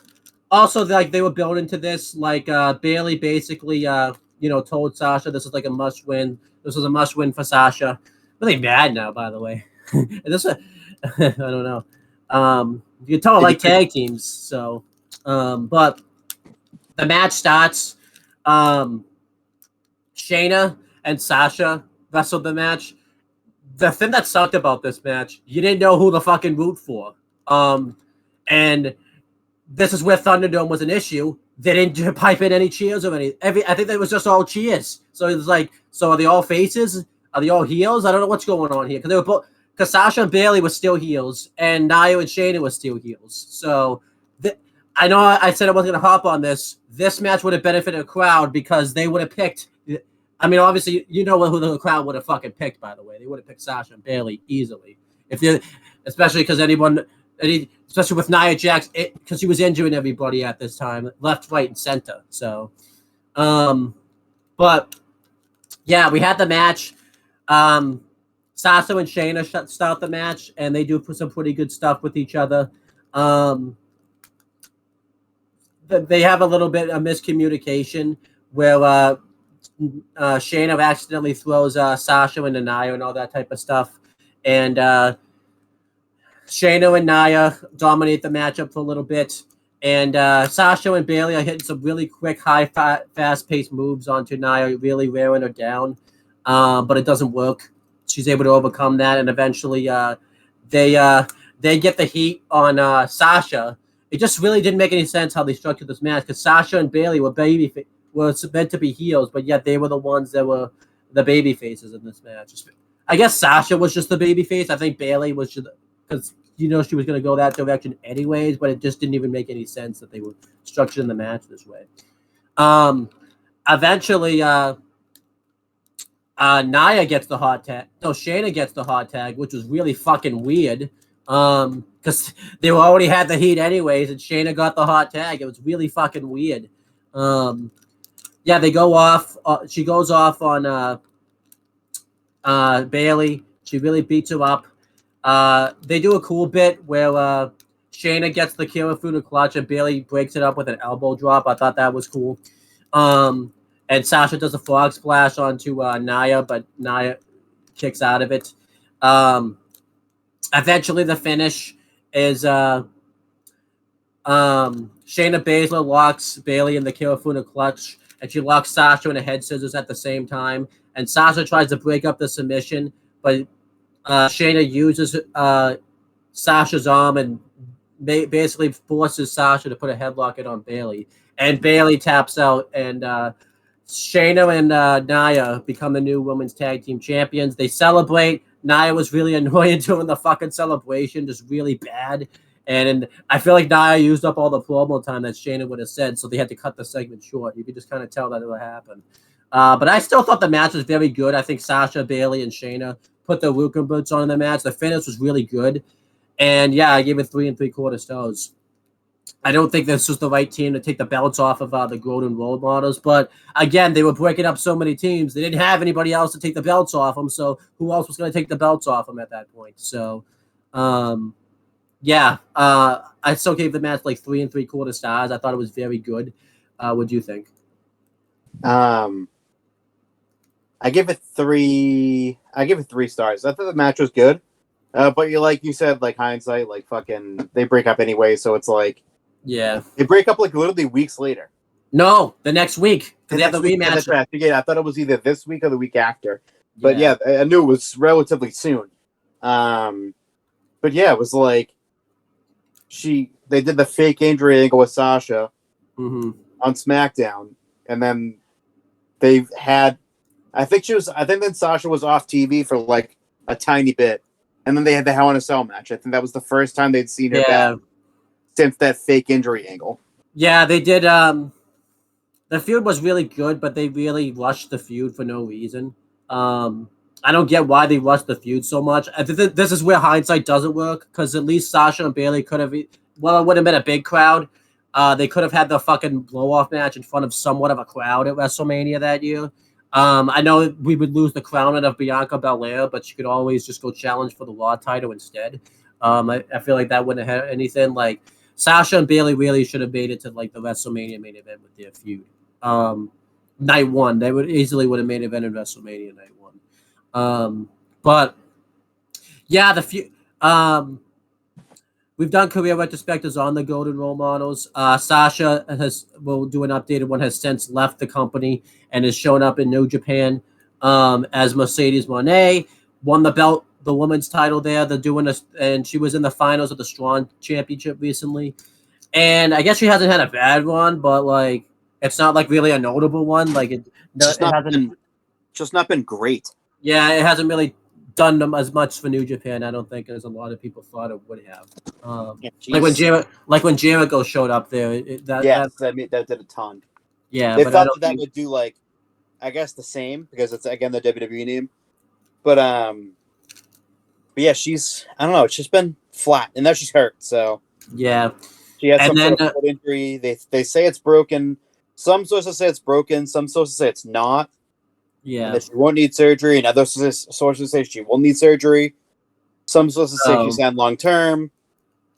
I think they create a title for her. I don't know. It's a lot of he said. Yeah, it didn't really do anything for like she would like. It would have been more impactful, honestly, if she had gone to Impact, as we saw when Trinity showed up in Impact. It actually helped Impact out a lot. As for Shayna Baszler, Shayna and Nia would hold on to the tag titles for months. They lost the belts for no reason at TLC to Charlotte Flair and Asuka, and then they just won the belts back at the Rumble for no reason. And then what else happened? They won the belts back, and then they held the belts for a long time, and then randomly lost them at WrestleMania Backlash for no reason. You notice that's been the thing I've been saying a lot recently for no reason, because that was Vince's booking, like towards the later stages of his thing. A lot of things just happened for no reason. But of course it did. Everything happened in that stupid company at the time for no reason. And then Nia got released, so Shayna had to go out on her own and didn't do all that well, did nothing significant, and basically has done nothing, just kind of been standing around, going into random tag teams that don't make any sense, and now she's in a tag team champion again with Ronda Rousey as of Raw this week. So cool, I guess. But now Shayna's stock has just dropped significantly in the company. And we've done a career retrospective on Nia Jax before, so there you go. Wow, these career retrospectives are fucking sad. It's probably the most depressing. These ones are really depressing. Because it's like most of them are gone. It's like, eh. Yeah. And other people are just like, eh. It's like a fucking eh. Yeah. Whole lot's an eh, because it's, I don't know. Shayna's not doing anything. Nia's released and came back for a brief Rumble spot. Mm-hmm. Bailey's literally forced to be in a tag team right now because Dakota's hurt. Mm-hmm. Sasha is in a different company and hurt. Mm-hmm. Like, yeah, these are just sad. There's no positives in there. The next career retrospective is going to be really fucking sad, but let's talk about the thing first. So then we had Keith Lee versus Randy Orton. The feud's not much to it. Randy Orton was feuding with Drew McIntyre at this time. He completely wiped him out on Raw and completely took him out. And Keith Lee made his main roster debut. Not a great debut for him. And yes, he got to be in a feud with Randy Orton, but he lost his fucking theme music because CFOs was out of partnership with WWE and broke up completely as a band. So that's another tag team sort of that broke up right there. And Keith Lee wasn't allowed to wrestle in the trunks that he was wrestling in NXT because Vince thought he was overweight and wanted to hide that, where all it did was just make Keith Lee look smaller than anyone else on the roster. So it really did a disservice to him. But get that fatty and a singlet. Yeah. And then Keith Lee, he confronted Randy Orton, challenged him to a match. And you're probably thinking, okay, so the match, that's great. They had the match here on the show. No, they fucking gave it away on Raw for no fucking reason. And it wasn't this like the era like in this feud where like Keith like couldn't beat Randy by pinfall. And just kept beating up like count out. That's coming soon, but they have like 2 matches in a row where it just ended a count out both times. Yeah, like this is the one where where Drew comes back after being punted in the fucking skull, and he was back later in the fucking show later on. There he is. And then, Randy Orton walked him out again, and Keith Lee said he was going to look for revenge on Randy Orton. Like this, I get what they were trying to do here. It's like they did the Kevin Owens call up with Keith Lee, where he was feuding with a big star. The problem with this one was Keith Lee was basically just like a plot device in a feud that wasn't even his feud. He was just basically a plot device, pretty much. 100% was a plot device. Like, it doesn't seem bad, but when you really break it down, like, Keith Lee would have been better off just, like, coming up and just working his way up, like, having not a squash match, but just having a competitive match against, like, mid-card. Have, like, 3 or 4 competitive or squash matches in a row. Yeah. Build them up, maybe for a month. Build them up as this, like, unstoppable beast babyface, and then have him face Randy. Yeah, but that's not what happened here. They just rushed right into it. Why it worked with Kevin Owens is he was already a star in NXT anyways. He was still going to be in NXT, and also Cena wasn't in a feud with anybody. It was just Kevin Owens and John Cena. He was literally looking for an opponent. Yeah, he wasn't feuding with anyone. He wasn't feuding. Didn't have a feud. Was cutting a mic, open challenge. Out comes Kevin Owens. Whereas, like, this was like in the middle of the feud with Drew and Randy. Yeah. So you just knew that he was going to be a plot point in the feud, where it didn't make Keith look strong at all. Yeah, like, yeah, he beat Randy, great, but it's disqualification. It's count out. Anything but an actual pinfall. No, that's not even. Randy beats him actually because Drew attacks Randy, so Randy won by fucking DQ. But like disqualified, like he DQ, or it was always a smudge finish in like the 3 matches that they had. And by the way, in his first match on Raw, he faces Randy. He's on the fucking ground after Drew attacks him. Like, what a great fucking debut on the fucking ground right there. It's on the fucking ground. No one wants to see that gut. Get on the ground. But yeah, let's go through the match itself. It's like 6 minutes. Yeah, it's not even like it's like a elevated squash match. It's not even 6.5. Elevated squash match, you say? Elevated squash match, you say? Seconds. That's a different show, by the way. Elevated squash match. What are you talking about? That show's canceled. Yeah. So Keith Lee and Randy Orton start chain wrestling each other. Keith Lee is overpowering Randy Orton. Eventually, Randy Orton hits like 3 chops on Keith Lee, and he just like no-sells this, and Randy Orton tells him to stay out of his lane and all that type of stuff. But Keith Lee's not doing any of that. He tries to go for an Irish whip, but Keith Lee's too powerful. He Irish whips him. Eventually, Keith Lee goes to charge it on. He lands shoulder first into the post, followed by a back suplex onto the announce table. And Randy Orton dominates the matchup for a little bit. Then Keith Lee from out of nowhere hits a pounce on Orton, and he lands all the way to the outside, which was awesome. Not as good as like the other pounces he's done, but this is a pretty good one.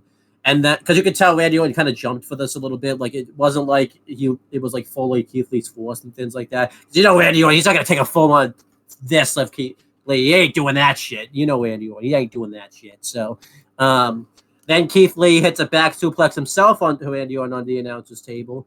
And he puts Orton back in the ring, but he ends up landing into a draping DDT.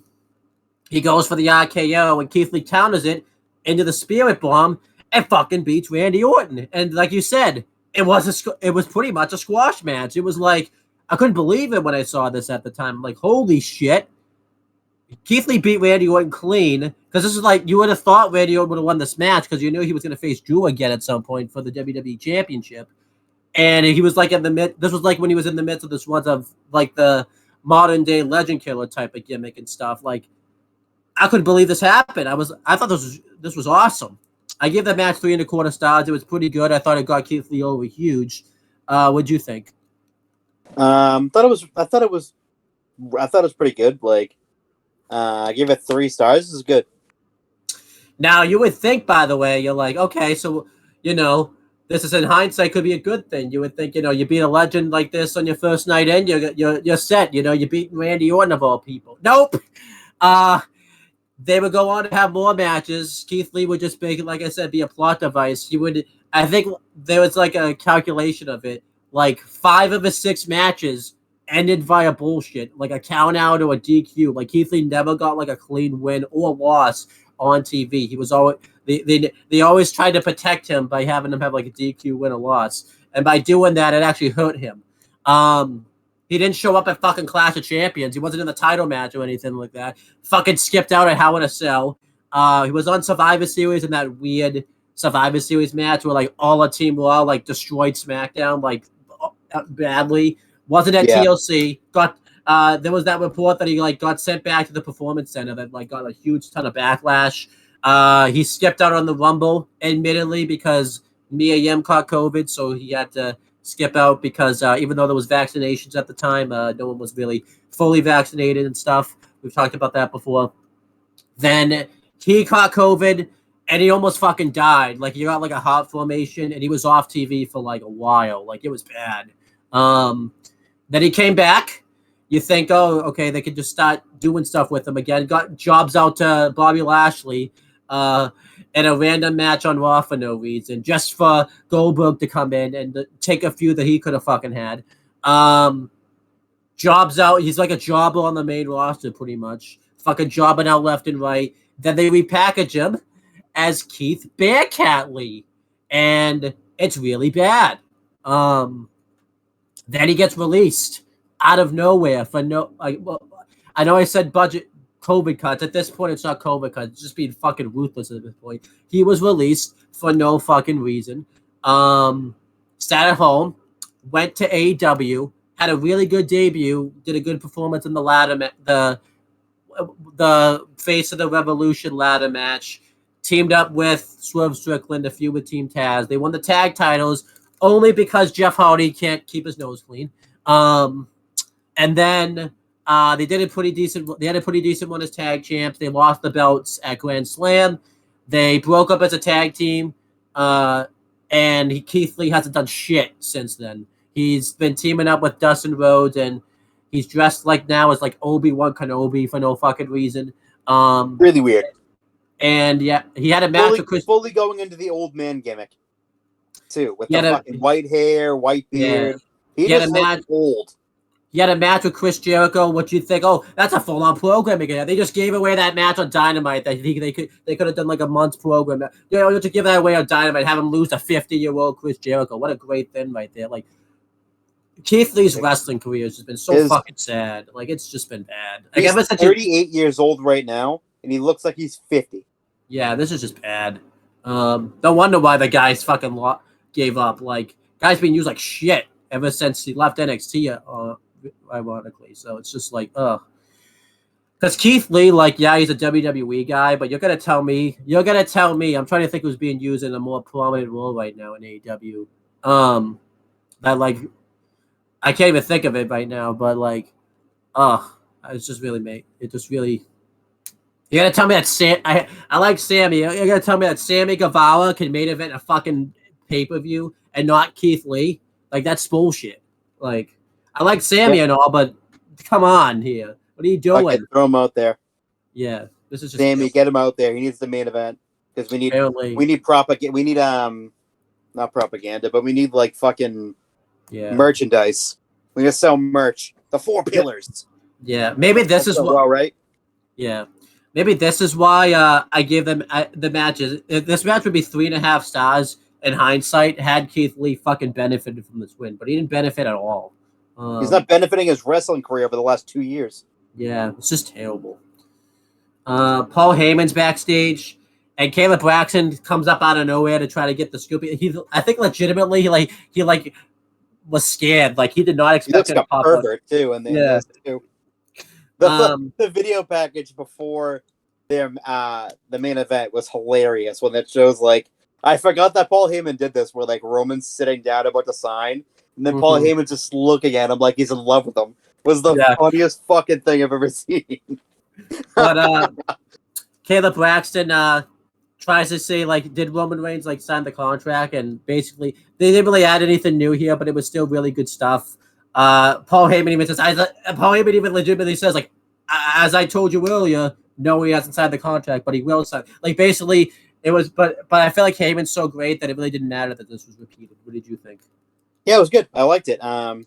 it pretty much reestablishes it is not reestablishes, but like puts to an emphasis that Paul Heyman and Roman Reigns are a unit.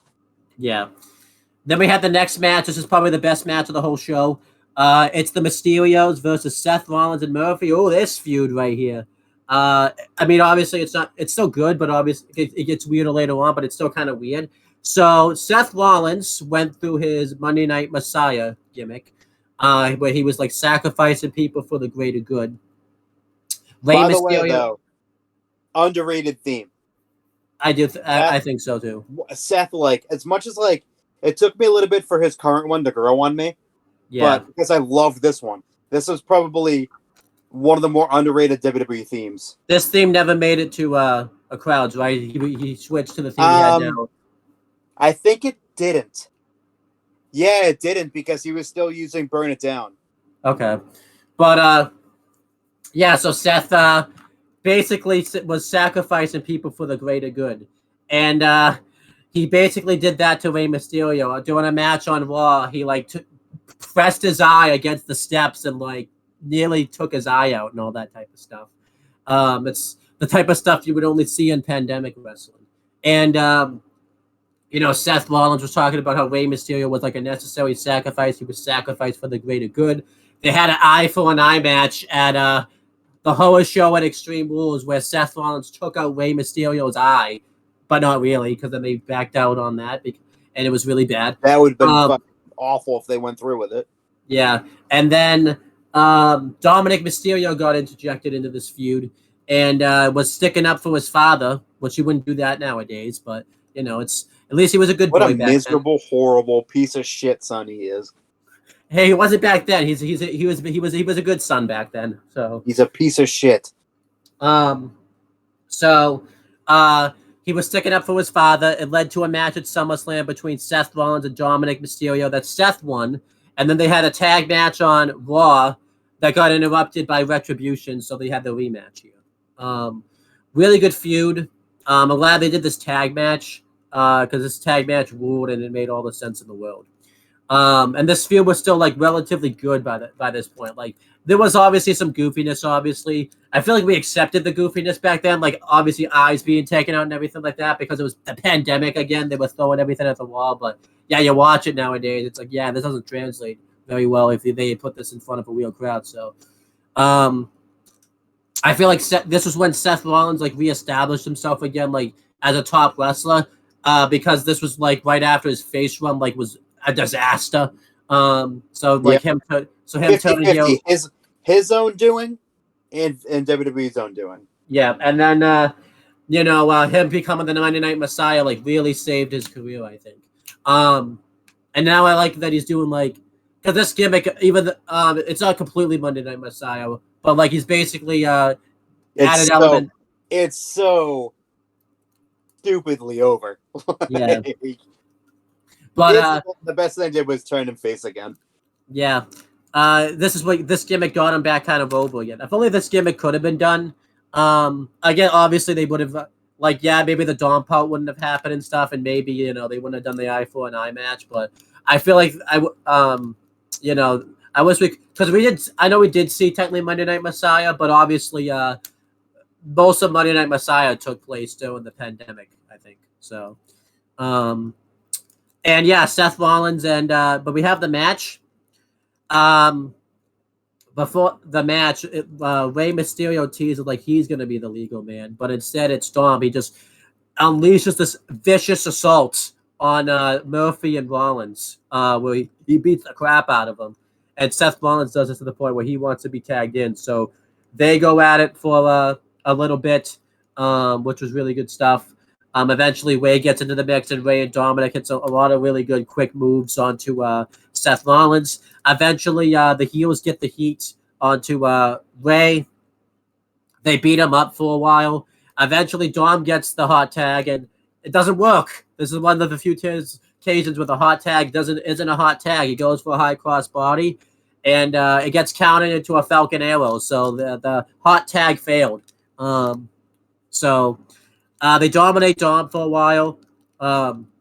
Ray's really conflicted, obviously, because he wants to get in there and help his son, but because of the rules of a tag match, you can't do that. Eventually, Ray gets the hot tag. He starts going off onto Rollins, and Murphy hits some really cool dives on him and everything like that. I liked it. It was good. Eventually, Rollins and Murphy take back control. They go off on Ray and Dom, just completely destroying them. Rollins hits a Falcon Arrow followed by a double knees by Murphy. Eventually, the finish. Rollins wants he's gonna go for the buckle bomb, and he wants Murphy to hit it like an enziguri after he does it. He's not gonna hit this because at the time the buckle bomb was banned, but Ray uses his momentum and sends Rollins into the corner and inadvertently hits the enziguri onto Rollins, and Ray and Dom take out Murphy. And Dominic Mysterio hits the 6-1, hit a double, and Ray hit the double 619, followed by the splash on Murphy for the win. This match was great. We had great storytelling in the match, and I thought the match itself was just great. I give it 4 stars. What did you think of this? I thought this match was really, really good. I give it 3.5 stars. I thought this match was really, really good. Yeah, it's just. Everything it just worked. It was all awesome. Yeah.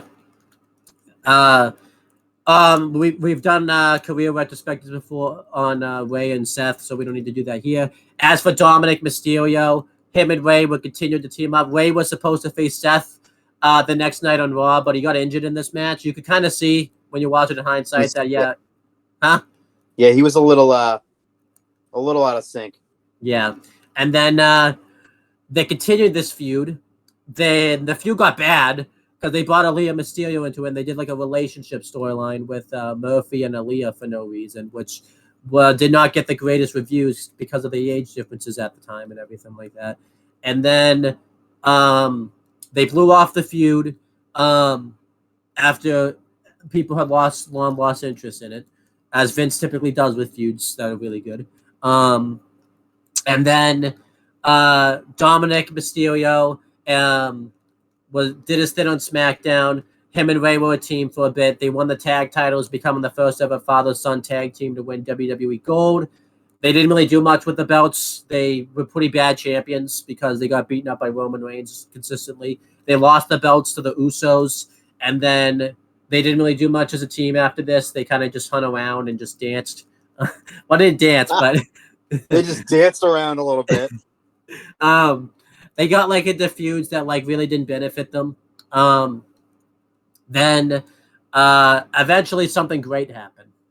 No, and it's ironic that I say this because I think you're gonna disagree.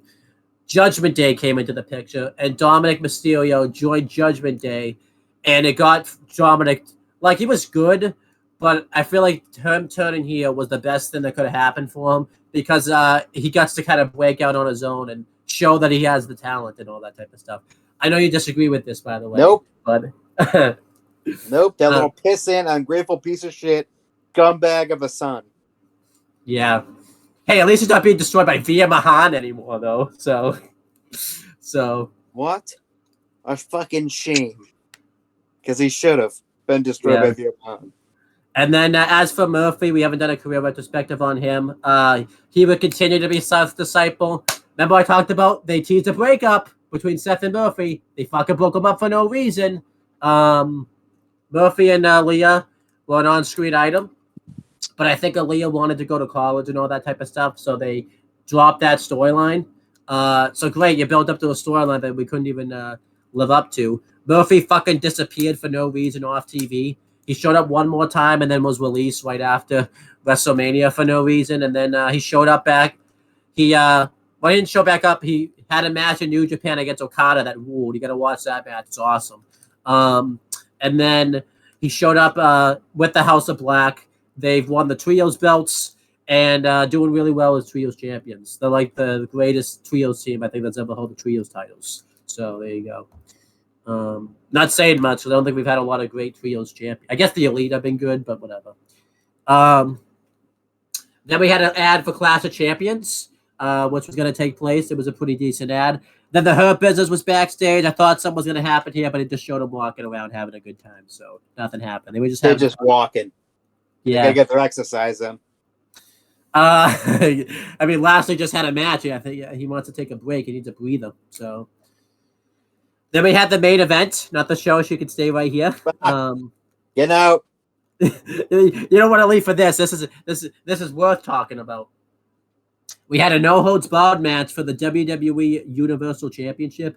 It was the Fiend Bray Wyatt defending his title against Roman Reigns with Paul Heyman and Braun Strowman.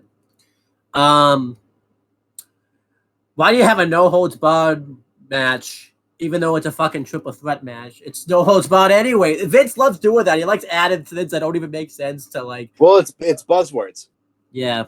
It's no holds barred. It's okay. So this is anything goes, that type of thing. But it's triple threat match. It's no. It's anything goes. Technically, Anyway. it's not. It's supposed to be. It really isn't. But anyhow, the reason for this match is Roman Reigns was supposed to fight for the WWE Universal Championship at WrestleMania, but because the pandemic hit, Roman Reigns went home because he has what's the name of the cancer that he has? I forget the name. He has leukemia, so he's immunocompromised, and So- part of it was that, but the other part of it was he just wanted to be home with his family. Because his wife had just given birth to twins. Yeah, like, they have two sets of twins. Yeah, so pretty much Roman Reigns couldn't be on screen until for a while anyways. So he went away for a while. They put Braun Strowman in his place. He won the Universal title. And while Roman was away, Braun and Bray feuded for the Universal title in probably the weirdest feud during the pandemic. And that's saying a lot. There's a lot of weird things that happened during the pandemic, but it was really weird. They had the match at Money in the Bank that Braun won, that weird swamp fight that is really bad. It's awful. I didn't mind then- it at the time. I kind of liked it at the time. Looking back on it now, fucking horrific. Yeah. Again, it's pandemic where you look back at that stuff, and yeah, it's really bad. And then Premise of the match itself was awesome, yeah, but like the match itself, horrific. yeah. And then Bray Wyatt came back as the Fiend, and he challenged him for the Universal title. And they wrestled for it at SummerSlam in the Falls Count Anywhere match where Bray Wyatt won the belt. And then it got awesome. For years, let's talk about this before I even say this. Everyone clamored for a change in Roman Reigns. They wanted Roman Reigns to turn heel, or not even just heel, but they wanted Roman Reigns to like not be basically what he was being. They wanted him to break away from his current gimmick, pretty much, where he was just like the Shield, very bland and everything like that. Admittedly, it did get better because with his leukemia, when it came back, he finally people had like a reason to root for him, and he wasn't as bland. But we still kind of wanted somewhat of a change in Roman Reigns. And SummerSlam happened, and he returned at SummerSlam. And SummerSlam, if you remember the tagline, was "You'll never see it coming." And basically, the tagline was basically the setup for the return of Roman Reigns. And it was different this time. He attacked Bray Wyatt and Braun Strowman, and he acted extra aggressive during this attack. He was mouthing off to him, and he was acting very like a dick, pretty much. However, we had been teased before when it came to this, and no one believed it was a heel turn because Roman Reigns did this before, and other various top guys have done this, and then they end up being a babyface the next episode. So you can kind of understand why people were very hesitant to think this was a heel turn and everything like that. Then SmackDown happened, and they announced this match the next night on Raw. It was going to be the no-holds-barred WWE Universal title match.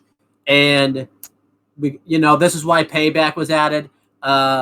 Roman Reigns was on the poster, which I think he always was on the poster, but it wasn't shown until like the week of the show. I say the week of the show, but they only had a week to build to it anyways. So, but they had the segment on SmackDown where they had to do a contract signing, and this contract signing was different. It wasn't that they all went into the ring like Adam Pearce. Now, can you correct me if I'm wrong? I know he had been on screen. pretty much when Adam Pearce showed up on that SmackDown, that was like kind of like when he became like officially like the official on screen. Like I know he was kind of that way, but like that's when officially he gets that. Yeah, I think he got official at that point. Yeah, and then Adam Pearce had to basically get everyone's signature on the contract for the WWE Universal Title match. So he got Bray's signature very successfully, even though he had to go through weird means to get that signature, but he did. He got Braun Strowman's signature, but the one signature he couldn't get was Roman Reigns. And the first time you see him, first he doesn't answer, and Vince basically threatens his job if he doesn't get this signature for Roman Reigns. And Roman Reigns is backstage, and this is when you notice something was different because he talks about how he's going to have to look over this contract and sign it, but he's acting like a dick here, pretty much. Like it's basic. That kind of confirms the fact that he's a heel right there. Was when he said I have to look over this contract because only heels do that. He would have a babyface. He would have just signed it. Yeah. And then at the end of Or just SmackDown, briefly looked over it, like how they do, like just quickly flip through it, not even really looking at it. yeah, And then just sign the back. And this one was like he's like he snatched it out of his hand. He's like, I'll look it over. yeah, And that was it. you knew he was a heel. Call him. And then the end of SmackDown, which was probably like the most watched segment of SmackDown of 2020, maybe. The last like 20 seconds, Michael Cole said like earlier in the show. Roman Reigns then said, that until these changes are met, I'm not going to sign this contract. But I am going to sign this contract, and I'm going to show up and win back my WWE Universal Championship that I never lost. And that's not a prediction. That's a spoiler. And when he said that, you're like, wait, no, they didn't. And then the camera panned over to Paul Heyman, and he said, believe that. Something that someone wanted for a long time. They finally did it. They put Roman Reigns and Paul Heyman together, which is something everyone wanted. And this confirmed, okay, he's a heel. And this brought immediate interest into Payback. Everyone was like looking forward to Payback just to see what they were going to go with this. Like, people were talking about this. It was insane what they did here. Roman Reigns, we found out, pushed for this. He wanted to be a heel, but he never really could be a heel because he talked about this on the Out of Character interview with Ryan Satin. Even though like the product was bad, Vince said that like the house attendance was record and he was getting cheered everywhere else, that they didn't really see it viable to turn heel. But then they decided, you know what, pandemic, we want to try stuff new. We're gonna try turning him. We're gonna try him as a heel here. And Roman wanted it, and they went for it. I do think that the struggle. I do think the pandemic. No one really, wrestling. No one really watching that allowed this to happen. Like we talked about this. Without the pandemic, we don't get the heel Roman Reigns ever because Roman Reigns wouldn't have ever gone away. Roman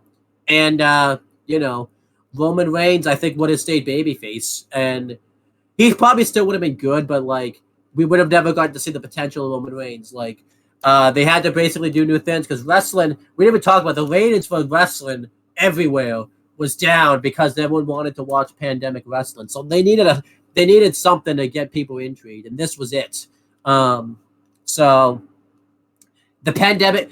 The one shitty thing we could say about the pandemic is if we don't get the pandemic, we don't get heel Roman Reigns, and all this other stuff that came with it. But before we talk about that, let's talk about the match. So the Fiend makes his entrance. I will say one thing: the Fiend's entrance looks awesome in the Thunderdome. It rules in the Thunderdome. It does. It's really good. I mean, it rules obviously. With a crowd, but it looks awesome in the Thunderdome because with the entrances, we didn't talk about this, but when they show the Titantron, the screens go away, and it's like the Titantron on the Thunderdome like screens themselves. Well, how they did the Fiends is like when the lights would go out and like the screens on the Thunderdome like shut off doing it and everything. Like it looks really good. And yeah, the Fiend comes out. Notice we should have known he wasn't winning because he didn't change the title back to his custom belt. So that kind of should have given away the fact that he wasn't gonna hold this belt for very long. Yeah. And Braun Strowman just attacks the Fiend Bray Wyatt from behind, completely ambushes him. What a fucking rude guy that is. That's so mean. Like, what are you doing that for, man? Come on. What a piece of shit. Like, I understand. Like, That's scummy. yeah, like, what are you doing that for? Come on. Like, doesn't even make sense. Come on, man. That's rude. I get you're rude, but it's like, give the guy a chance. You're not even giving him a chance at that point. Come on. Like, what do you think? Do you think I'm being unfair here? Do you think I'm completely in the right here? You're maybe in the right.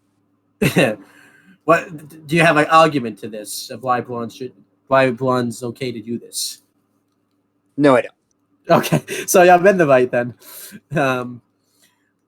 But yeah, Braun Strowman completely ambushes the Fiend. He hits him off the head with the belt. The bell rings, by the way. Roman doesn't come out.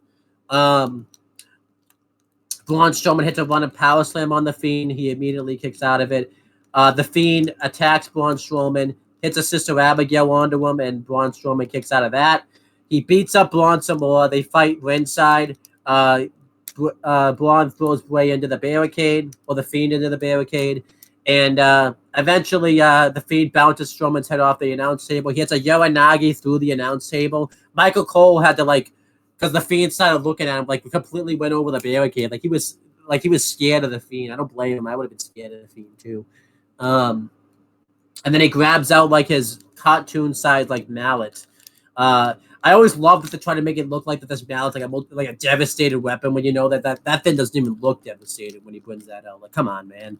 And Braun Strowman attacks him before he can really use it, and eventually he does use it. He hits Strowman off the chest with the stick version of it, and Braun Strowman hits a running power slam onto the bottom part of the steps onto the Fiend. This is when Corey Graves mentions that Roman Reigns still hasn't come out, and eventually the Fiend continues to attack Strowman. He hits him off the head again with the steps. They fight ringside. Well, over to the stage area. Braun Strowman throws Bray into the screen, and then Braun Strowman does a running crossbody to the Fiend, sending them both off the stage. They crash through tables. But since it's not false count anyway, he's got to get him back to the ring. They fight to the ring. He hits another running power slam, but the Fiend kicks out of it. Then eventually the Fiend hits a superplex onto Braun Strowman, and the ring completely implodes, Brock Lesnar Big Show style. And the Charles Robinson, who was refereeing, completely goes up over the ring and completely necks himself. It was pretty funny because it's kayfabe, so he didn't really get hurt there. If he actually got hurt, it wouldn't have been funny. And whose music hits? None other than Roman Reigns. How weird is it to hear the Shield theme? It really was. Because you forget it was Hell in a Cell when he debuted the current theme? No, he didn't debut the current theme till after WrestleMania. Because he had the Shield theme for a while. That's right, because he had talked about in interviews post Payback that he was going to get no music. But I remember oh yeah, let's do it the rest of the year, because it was I kept thinking when's it going to happen? Where's the new music? And then it just didn't happen. I was like, okay, I guess it's not debuting new music then. Yeah. And then he finally did right after WrestleMania, pretty much. So, which I think I'm glad they made the change, because the Shield theme didn't fit the Tribal Chief theme at all. It didn't. But he comes out, he signs the contract, so he's officially in the match now. Good thing, by the way. I mean, I'll just say this for Lowe's. I don't really care. That imagine Braun and Bray won the match right before he fucking did this. He just he did there's a botch or something that happened or whatever. They accidentally Bray hits a fucking Sister Abigail as Roman's making his entrance and pins him. Just goes off script. That'd be hilarious. And Reigns just they do the ring break, and as soon as Roman's music hits, they both fucking just no sell what just happened and get out. Sister Abigail won't do their match over. Imagine how dumb how much of a deer in the headlights Roman would look like. He'd be on this way to the ring, and he'd be like, "Wait, what? What just happened? Like, what just happened?" I would have instantly grabbed the title and ran. But he comes out. He pins both guys, but they both kick out. He destroys Braun Strowman with a chair. And then he goes, yeah. Hey, that's what he fucking gets for doing what he did to Bray Wyatt earlier, okay? He deserved that. Poor guy. And then he goes for a spear onto the Fiend, but the Fiend counters it into the mandible claw, and Roman Reigns hits a low blow onto him. And he completely falls out of the ring. I don't think that was supposed to happen. I think he was meant to just, like, land, but, like, because there's no ropes, he, like, fell. Because you could tell, he looked, like, I think it was gimmick, but he looked fucking pissed when that happened. Like, oh, yeah. Like, more embarrassed, like, than anything. Yeah. And then eventually, because he just goes right into the ring, he gets a spear right under Braun Strowman. And wins. Yeah, he wins the Universal Championship. He holds the belts up with Paul Heyman. And that was it. The match itself was very good. I give it 3 3/4 stars. It's mainly elevated with the Roman Reigns bit. Like, the match is probably like 3.5, and then the Roman Reigns, what they did with him at the end. Like, it was so unique the way he won the belt. Like, no one really had won he essentially did a Money in the Bank without having the Money in the Bank contract. Yeah, like a cash-in almost. Yeah. Because I don't think they've really done that since then. Yeah. So, I liked this a lot. And it made Roman Reigns look like a star the way he just came in and won this championship. Very calculated and everything like that. Also a dick. Yeah. What did you think of this? I thought this match was 4 stars. I thought it was really good. Again, like the brutality of it kind of brings it up a little bit. Just because it was brutal. Ring break, awesome. Yeah. I've seen it a million times, but it's cool every time you see it. Again, like A+ on Charles Robinson for the way he fell out of the ring. Every single time they do it, a referee usually takes a ridiculously stupid bump to the outside and almost like ends their life doing it. I applaud them for that. Just selling it is really the key for me. The refs got to sell it too, and the Charles Robinson literally like fucking dove out of the ring essentially. Mm-hmm. But yeah, Roman coming in the way he did makes him look like an uber ultra dick. Just basically stealing a victory. Yeah. And if it wasn't confirmed already that he was a heel, now he is. Yeah. Because even with Paul Heyman, I was like, oh, maybe not. Maybe he's not a heel.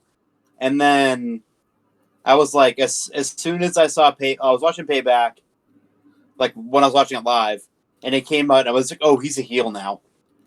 Oh, he's got Paul. I was like, because originally I was like, wait, where's Roman? Like the bell rang, where's Roman? I was like, did he not sign the contract? He's not giving me the match. And then when he came out at the end, I was like, oh, he's the heel. He's waiting for them to beat the shit out of each other. Then he's going to come in and steal a victory. And he did the exact same thing I thought he would do. But yeah, like that basically confirmed that he was an uber heel now. Mm-hmm. Yeah, so let's get to the reason why we're at this, why I picked this retro. Because tonight, well, at least with this, when this is being recorded, Roman Reigns is celebrating 1,000 days as Universal Champion. I mean, WWE Undisputed Universal Champion, but he won the Universal title like on this show. So I figured there was going to be no appropriate time to cover this show. Why not cover the show that he won the 1,000-day title reign on? Because we haven't seen a title reign in our lifetime go this long. We have, obviously since Pedro Morales was WWF champion. I don't think Cena won 1,000, but he was close. Yeah, but when Pedro Morales was WWF champion in one single reign, that's the last time I'd seen it. And I typically would just say we've done career retrospective before, but this one kind of deserved a relook at. Roman Reigns as a heel really changed the game for the professional wrestling industry, but more specifically the WWE. It was Vince's last real great storyline that he wrote when he was like head of creative and everything like that. Well, I was thing to tell you. Yeah, we'll talk about that in a second. I say his last thing that he wrote, but I know let's not count the law that he took over because that's yeah. The less said about that, the better. But it really changed the game for the business. He became the best heel probably in the history of the wrestling with this heel shtick. He would go on to have insane feuds with this title. Right after this was the Jay feud, which was like the best feud of 2020. And that match, I mean, that match would have been really good in front of a crowd because Jay could have been great at getting sympathy. But in the Thunderdome, in Hell in a Cell, where you can hear Roman just degrading and talking shit to his own family, his own cousin, someone who he loves very, very much. And he's going to that extent to beat the living shit out of him. And you can hear him talking shit the whole time. But he's had really key. Yeah, he's had fantastic feuds. He's the Kevin Owens feud he had was fantastic. He got to Daniel Bryan got to have a great swan song before he left the company with the match with Roman Reigns. He's the first champion to walk out of WrestleMania as a heel and retain the title in dominant fashion. I know you could say, well, the Miz and Triple H did it. Let's be real; they didn't retain their belts the way Roman retained his belt. No, they're very dominant. He had obviously that fantastic feud with Brock Lesnar. He got Jey Uso over into like a main event Jey, as they talked about. The Usos, they were a great tag team before then, but because of the Tribal Chief gimmick, the Usos got to be like the top tag team in WWE for like years. I mean, they were a top tag team, but they were like the top tag team. Like, it was always... They're a top tag team now, but they were the top tag team for about, give or take, 3.5 years or so. Yeah. Brock Lesnar got to finally change his stick up. I don't think we get Cowboy Brock if we don't get the Tribal Chief, to be honest. Nope. I think so. We got to see Brock Lesnar. John Cena. First of all, not only that, we got Cowboy Brock that speaks.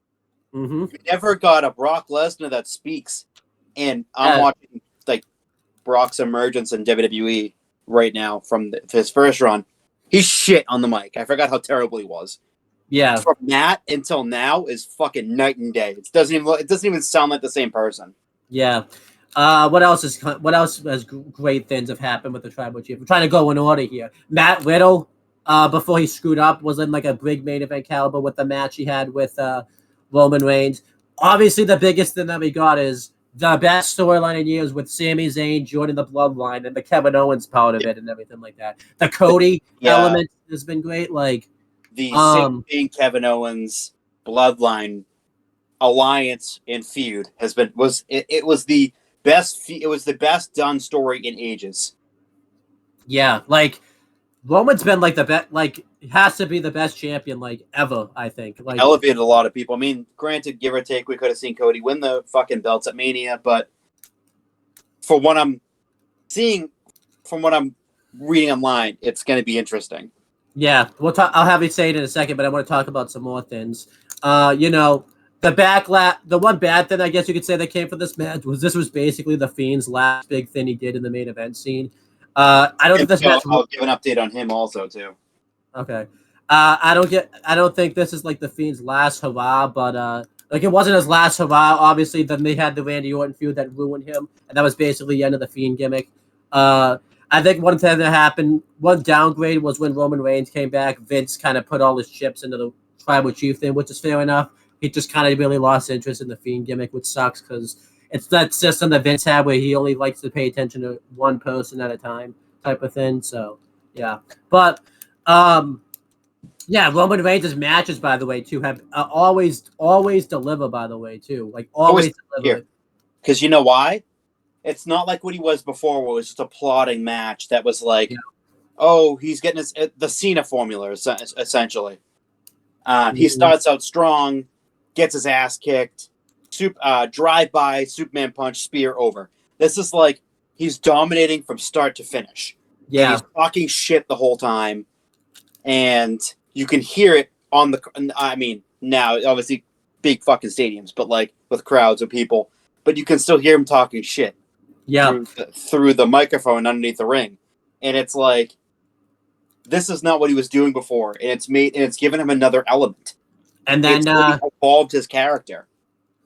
You know, his promos rule now. Like I think originally fantastic. Originally, when Heyman was with him, they probably were like, okay, he probably can't talk. Heyman doesn't even talk for him at all anymore. Reigns Nope. does most of the talking now. Like it's his promos rule. I know a lot of people complain about the fact that he's a part-timer. He doesn't show up all the time. James and I talked about this, by the way. If you really break Let me this do the down- math. I did the math. It's good math. Okay, so Yeah, do the math about the because everyone's saying that now he's a part-timer, but do the math on Roman. let me talk to you. Okay, so Yeah. there you go. I was waiting for that. So the math, the legitimate math here, okay, is out of every title defense he's had, it all averages out to 40 days per defense. Mm-hmm. That's unheard think of. That's unheard of in this day. Yeah. You kidding me? Like that? Like what? That's 10 days from their 30-day limit that they fucking set for themselves. Yeah. Like Yeah. that's not that fucking bad. I think this one's I think I'll take that. I would even say there should be a 50-day limit for world champions anyway, because it makes way more sense.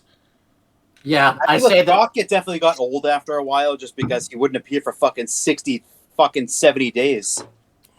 And I feel Right. like Right. I'll talk about this too. Like, yes, this stretch was the longest, but he still had a match and he competed for the tag title. So that's like I can give that like a because they didn't have a person ready for him to face him for the belt. At least not yet. Yeah, but let's also break this down too. He's the first superstar to go a while without being pinned or submitted, yet somehow still puts people over because of that. Anyways, like that's insane. Yep. Like that's like not only I feel like that's a huge accolade in and of itself. Somehow he's putting people over without winning. Like Yep, they come out exactly. looking better. Like it's insane. Sammy, Kevin, even Jimmy and Jay, Solo. Yeah. Makes everyone in the few feuds of Cody, makes them all look so much better and so much Yeah. stronger. The only one I hate to say that didn't work was the Finn Balor one, but that wasn't Yeah. his fault. That was definitely the weirdest one of them all, but yeah. I mean, eventually Finn got out of the rut and is now a key component to the show. But it took the old man being gone for that to happen. So, Pretty much, yes. but I was gonna say something else about Roman. I think I told James about this when we went to Vermont. He's the most unselfish top guy I think in the history of I literally said that. Literally said that on the Jeff Meacham Network. He's the most unselfish guy, and everybody claims that he was like selfish and. He's always unselfish. Yeah. Yeah. He's Like- always been that way. Yeah. Like He's just a humble dude who's extremely unselfish.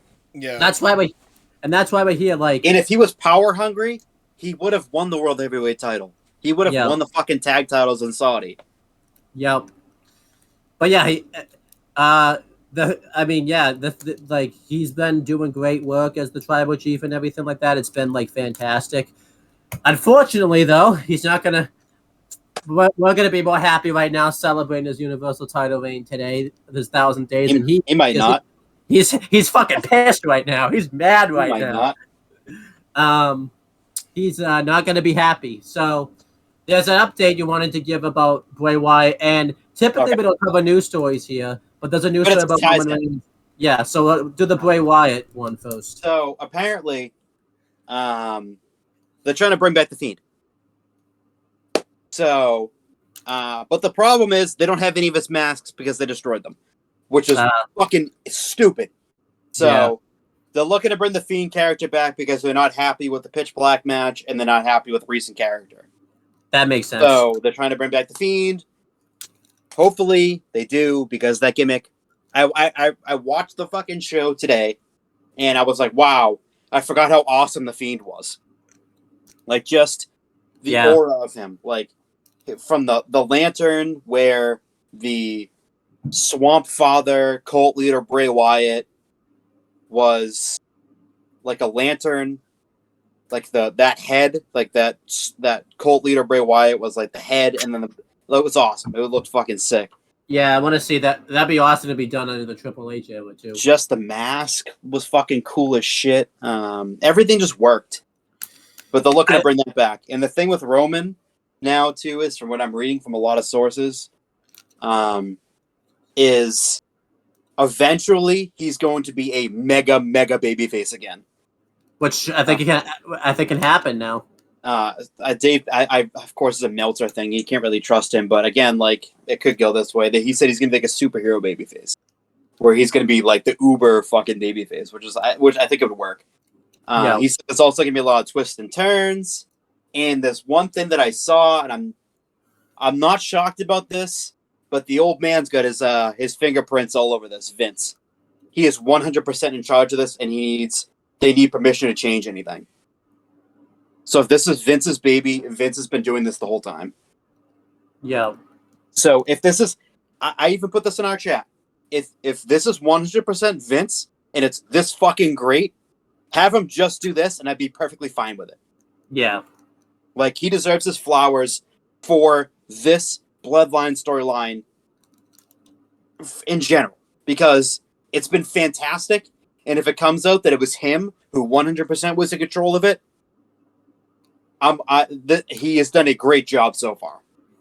I don't know if I believe it though, just because the thing that makes me not believe it is this is Joe and a Waihe we're talking about. Like it has to. I would venture to say that while he has a major influence, he put it to you this way: it's definitely a collaborative effort if Vince has a lot to do with it.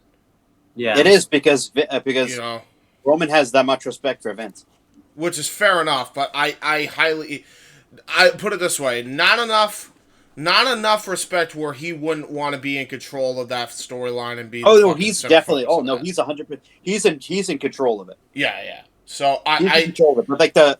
But the direction and everything, I think that part's Vince. Like the entire day-to-day shit, I think that's Roman. Where it goes, like who he feuds with, I think that's Vince. Yeah. Which is fair enough. Fair enough. So basically, Vince picks the people that he's gonna fight next, and then Roman works that into the storyline and gets full creative control. Is what you're saying? I think that's the direction that I've been reading. I believe that more than Vince completely booking stop booking this whole thing. Like it doesn't seem realistic. I mean, it was Slice Wrestling, and Slice Wrestling does lie a lot and make shit up. So yes. Yeah. Well, I firmly do not believe it's 100% Vince, but I think Vince, because he was in control of it from the beginning. He's the one that kind of started this thing out. I feel like he has a say in what goes on. Right. That's fair. Yeah. I feel like I don't think it's fully, just because I don't think he would not have let Sammy get over this big. Like he would have done the Sammy match like they at the same time, if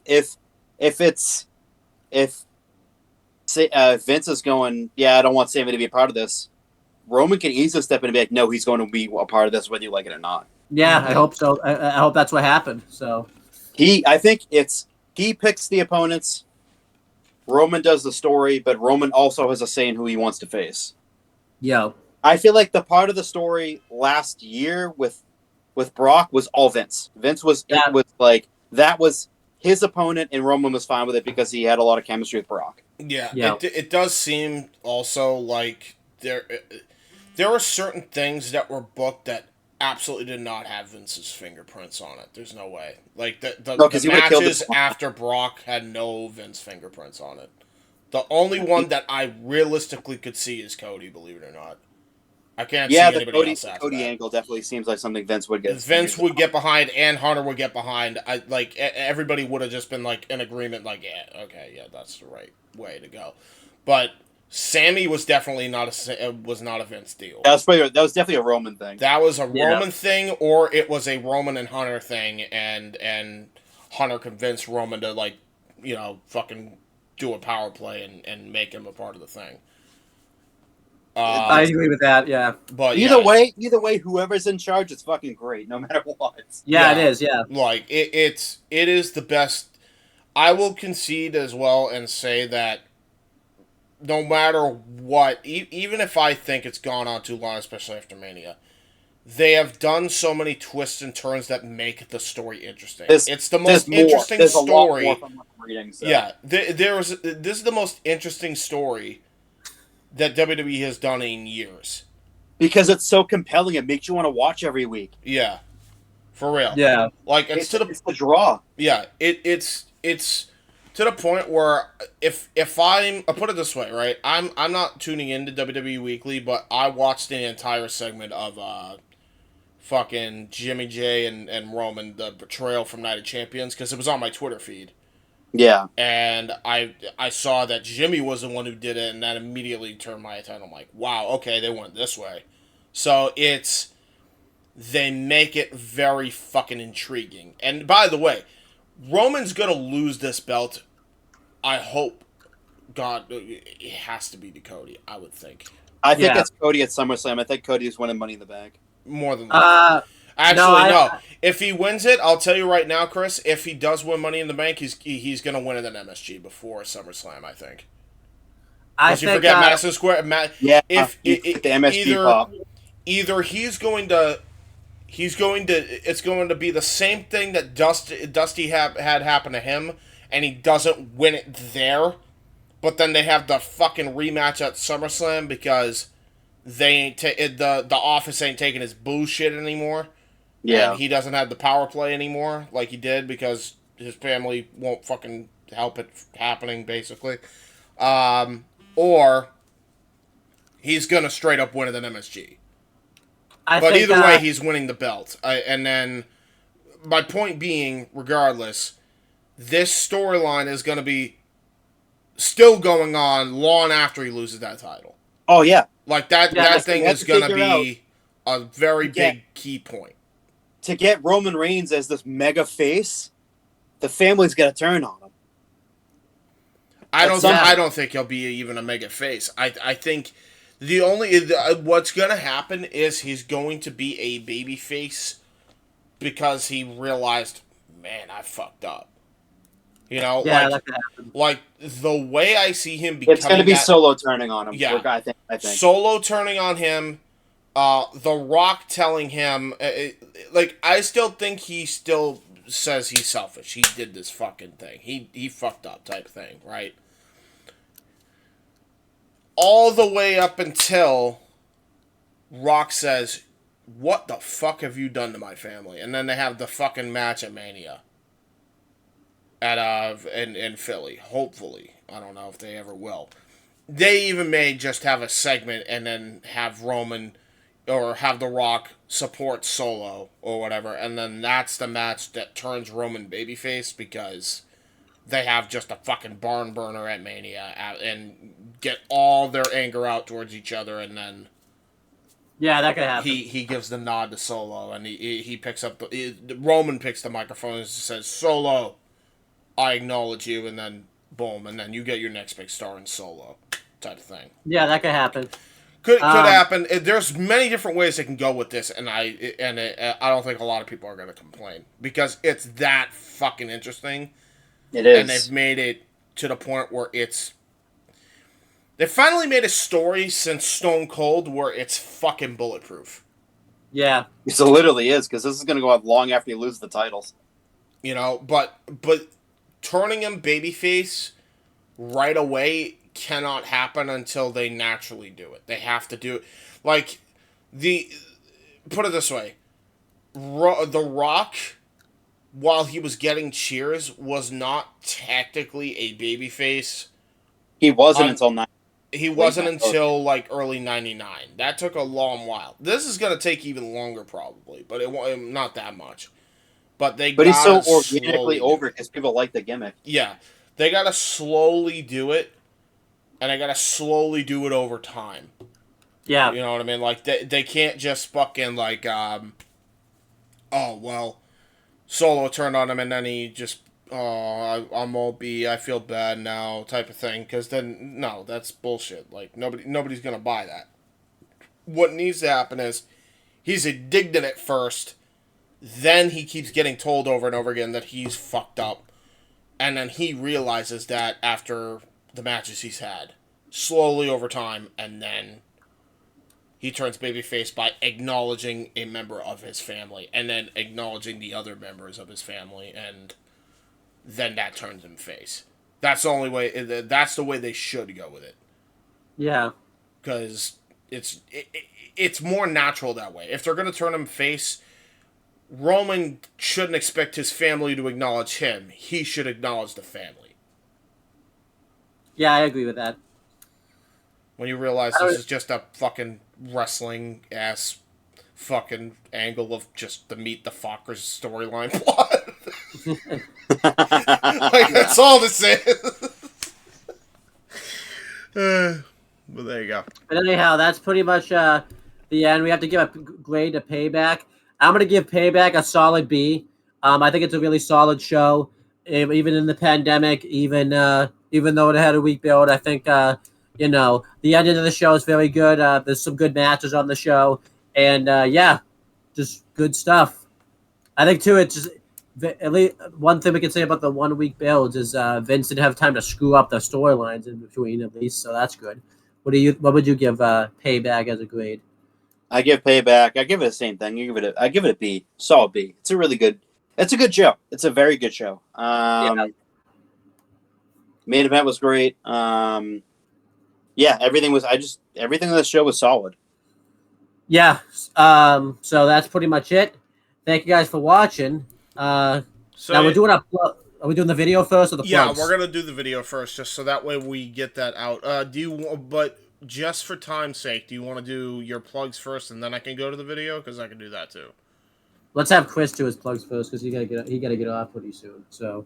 Well, I was gonna hope he could stay on here at least, so that way the screen graphics. So honestly, everybody do their plugs first, and then I'll throw it to the video, and then to the outro screen. Then.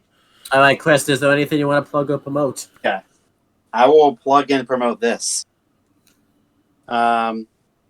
Just enjoy wrestling, people. That's all. Just enjoy it. Tonight's SmackDown for us. It's Roman Reigns' 1,000 day ceremony. I expect some crazy shit to be happening. So, yeah.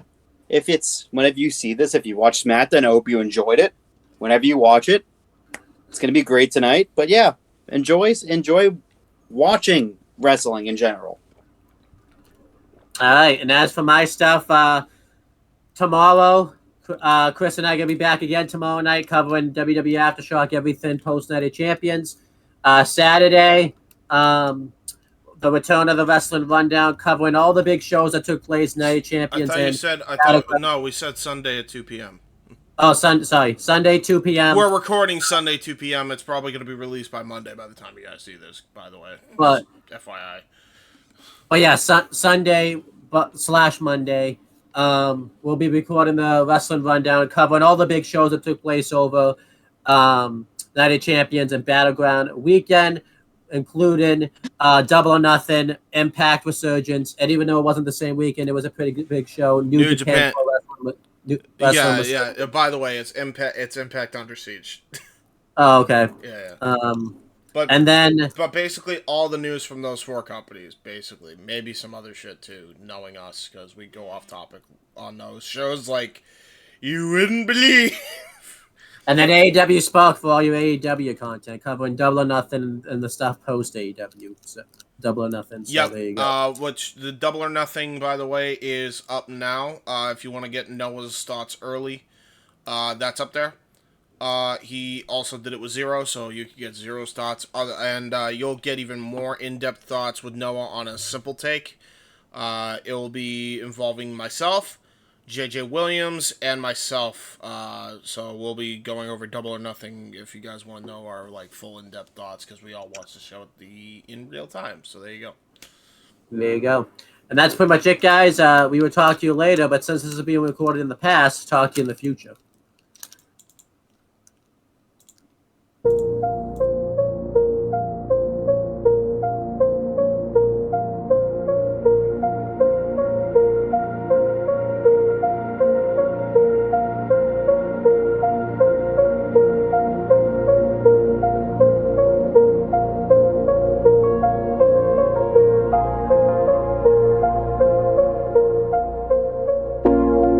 It's out of my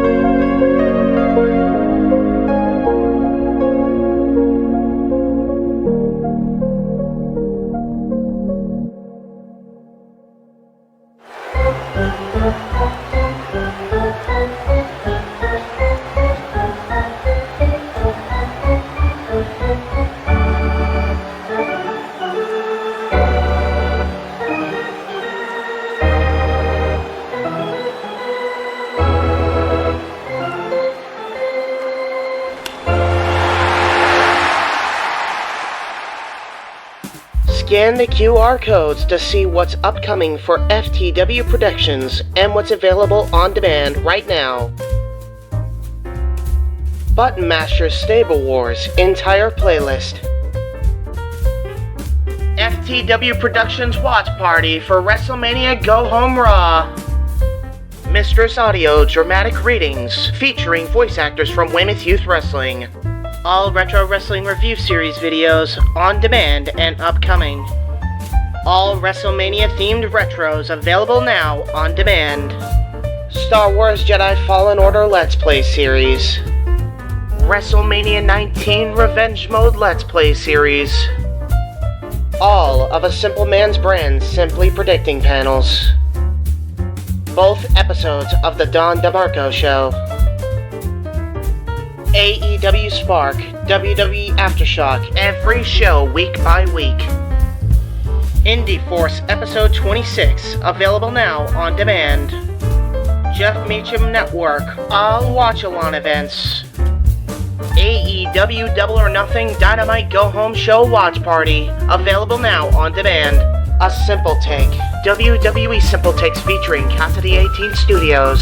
Super Mario Bros. Z voice acting. Episode 3 coming soon. Breaking news. ATW View Impromptu. WYW Intro and Immortal Stream. Wrestling with Idiocy Episode 8. Fast Food and Restaurants discussion. Plugs have concluded. On to the video. We doing all the classics, you heard it, then I grabbed it. Flow like Method Man, then run like I'm Rabbit. Soon as I hear the bass line, it be my FaceTime. Music's in my veins, so just in case I'm without my iPod or a media player, I'll check my